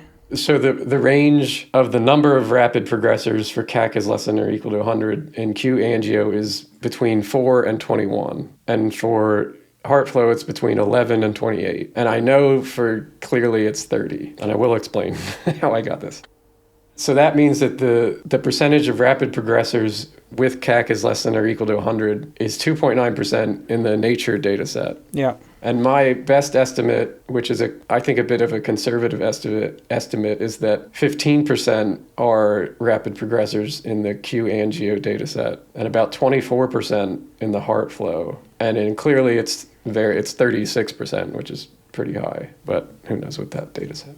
Okay, so basically that means that For Q-angio, my estimation of 15% rapid progressors is about 5 times higher than the nature cohort. And at a minimum, it's 4.9%, which is about 1.7 times higher. But I do not think it's close to that minimum. No. And for heart flow, it's 24%, which is like 8 times higher. And even the theoretical minimum for heart flow is 14.1%, which is about 5 times higher. And for clearly, it's just 12 times higher. So the conclusion basically is that the low CAC Keto CTA subgroup shows dramatically more rapid plaque progression than the nature study in all 3 methods. Yeah. Which is interesting results. Okay, I have laid out step by step how I determined those ranges and the estimate. Do you want to go through that? Sure. All right, so how did I estimate the range, the bounds, and the best estimate, the point estimate? So because the preprint has Q-angio and heart flow, those have fewer than 100 participants, so 99 and 95. So I don't know the exact denominator of CAC is of the group that's less than or equal to 100, but it's possible to construct minimum and maximum bounds plus these plausible point estimates. So what I do is, with the previous data, because CAC is a separate test, I can see that 83 of 100 have CAC less than or equal to 100. So that means 17 out of 100 have CAC over 100. Yeah. Okay. Now, with Q-angio, I know that it's either 82 or 83 of those 99. Because we don't know that one that they removed. Yeah, I'm not sure which is he above or below 100. Yeah. Yeah. And similar with heart flow, 95. So I know it's between 78 and 83. Yeah. Yeah.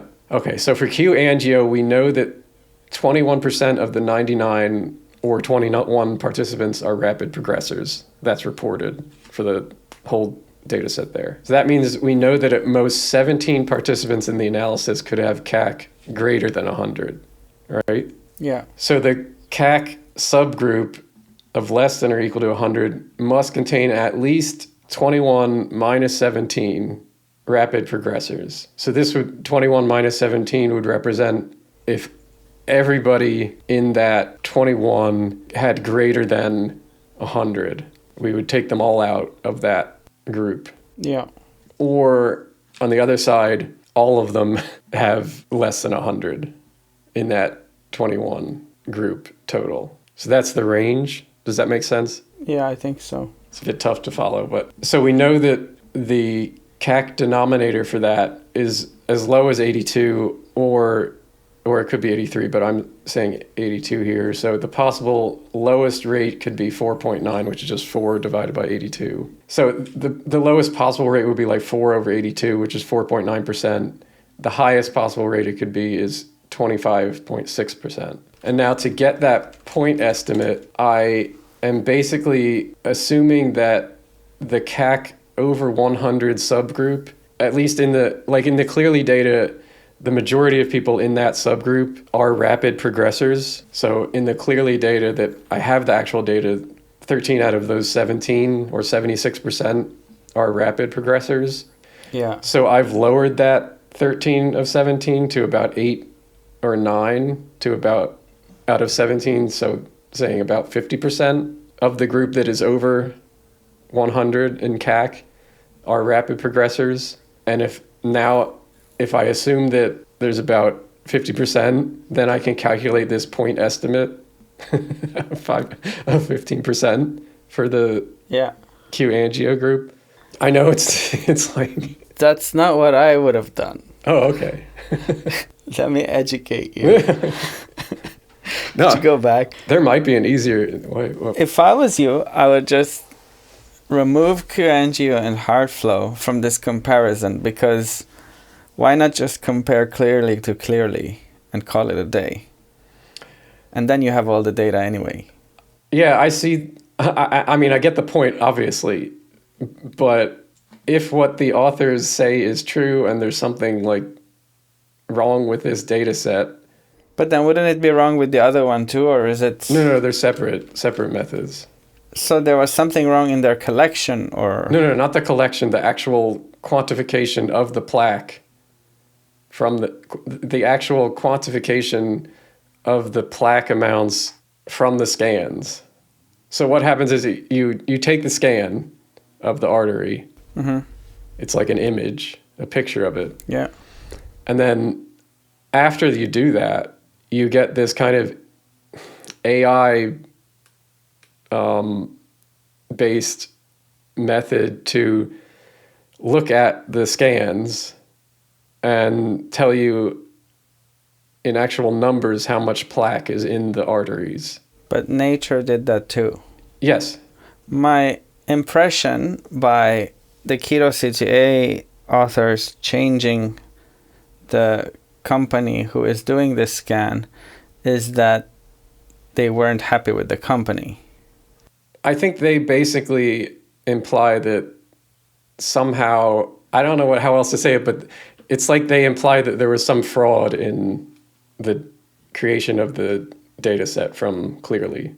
That for some reason somebody increased the plaque levels higher than they should be. Okay. And this would not apply for the other study. There's no reason to think it would. I mean, why would... Okay. I mean, that would be like major conspiracy thinking, because these are like totally separate. Well, if there was fraud,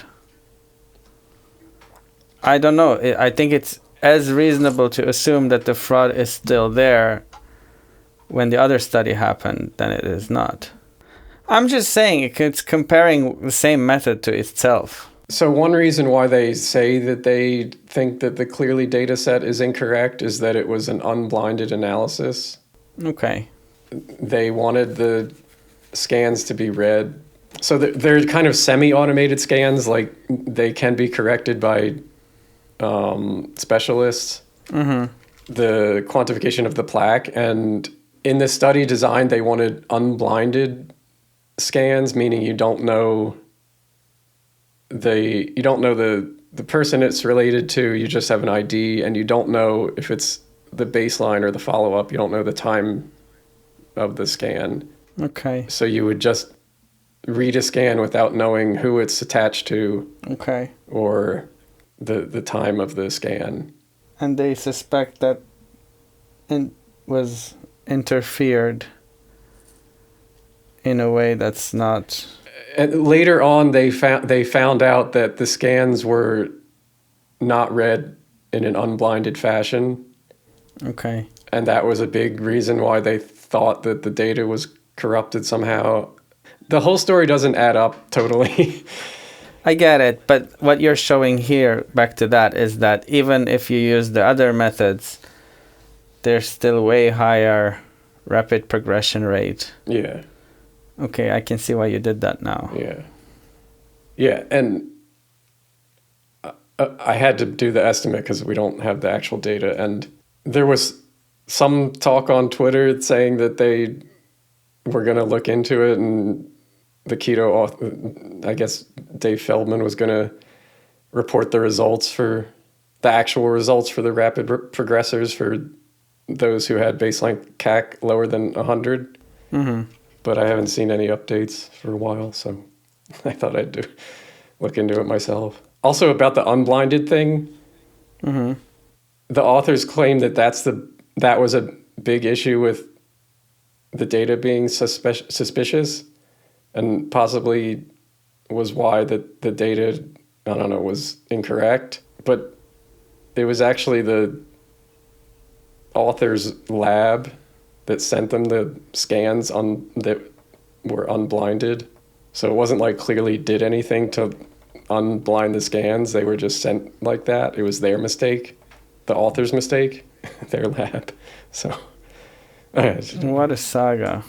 yeah, it's a crazy saga. So that's why I didn't want to get into it too much, because who knows what the hell is going on.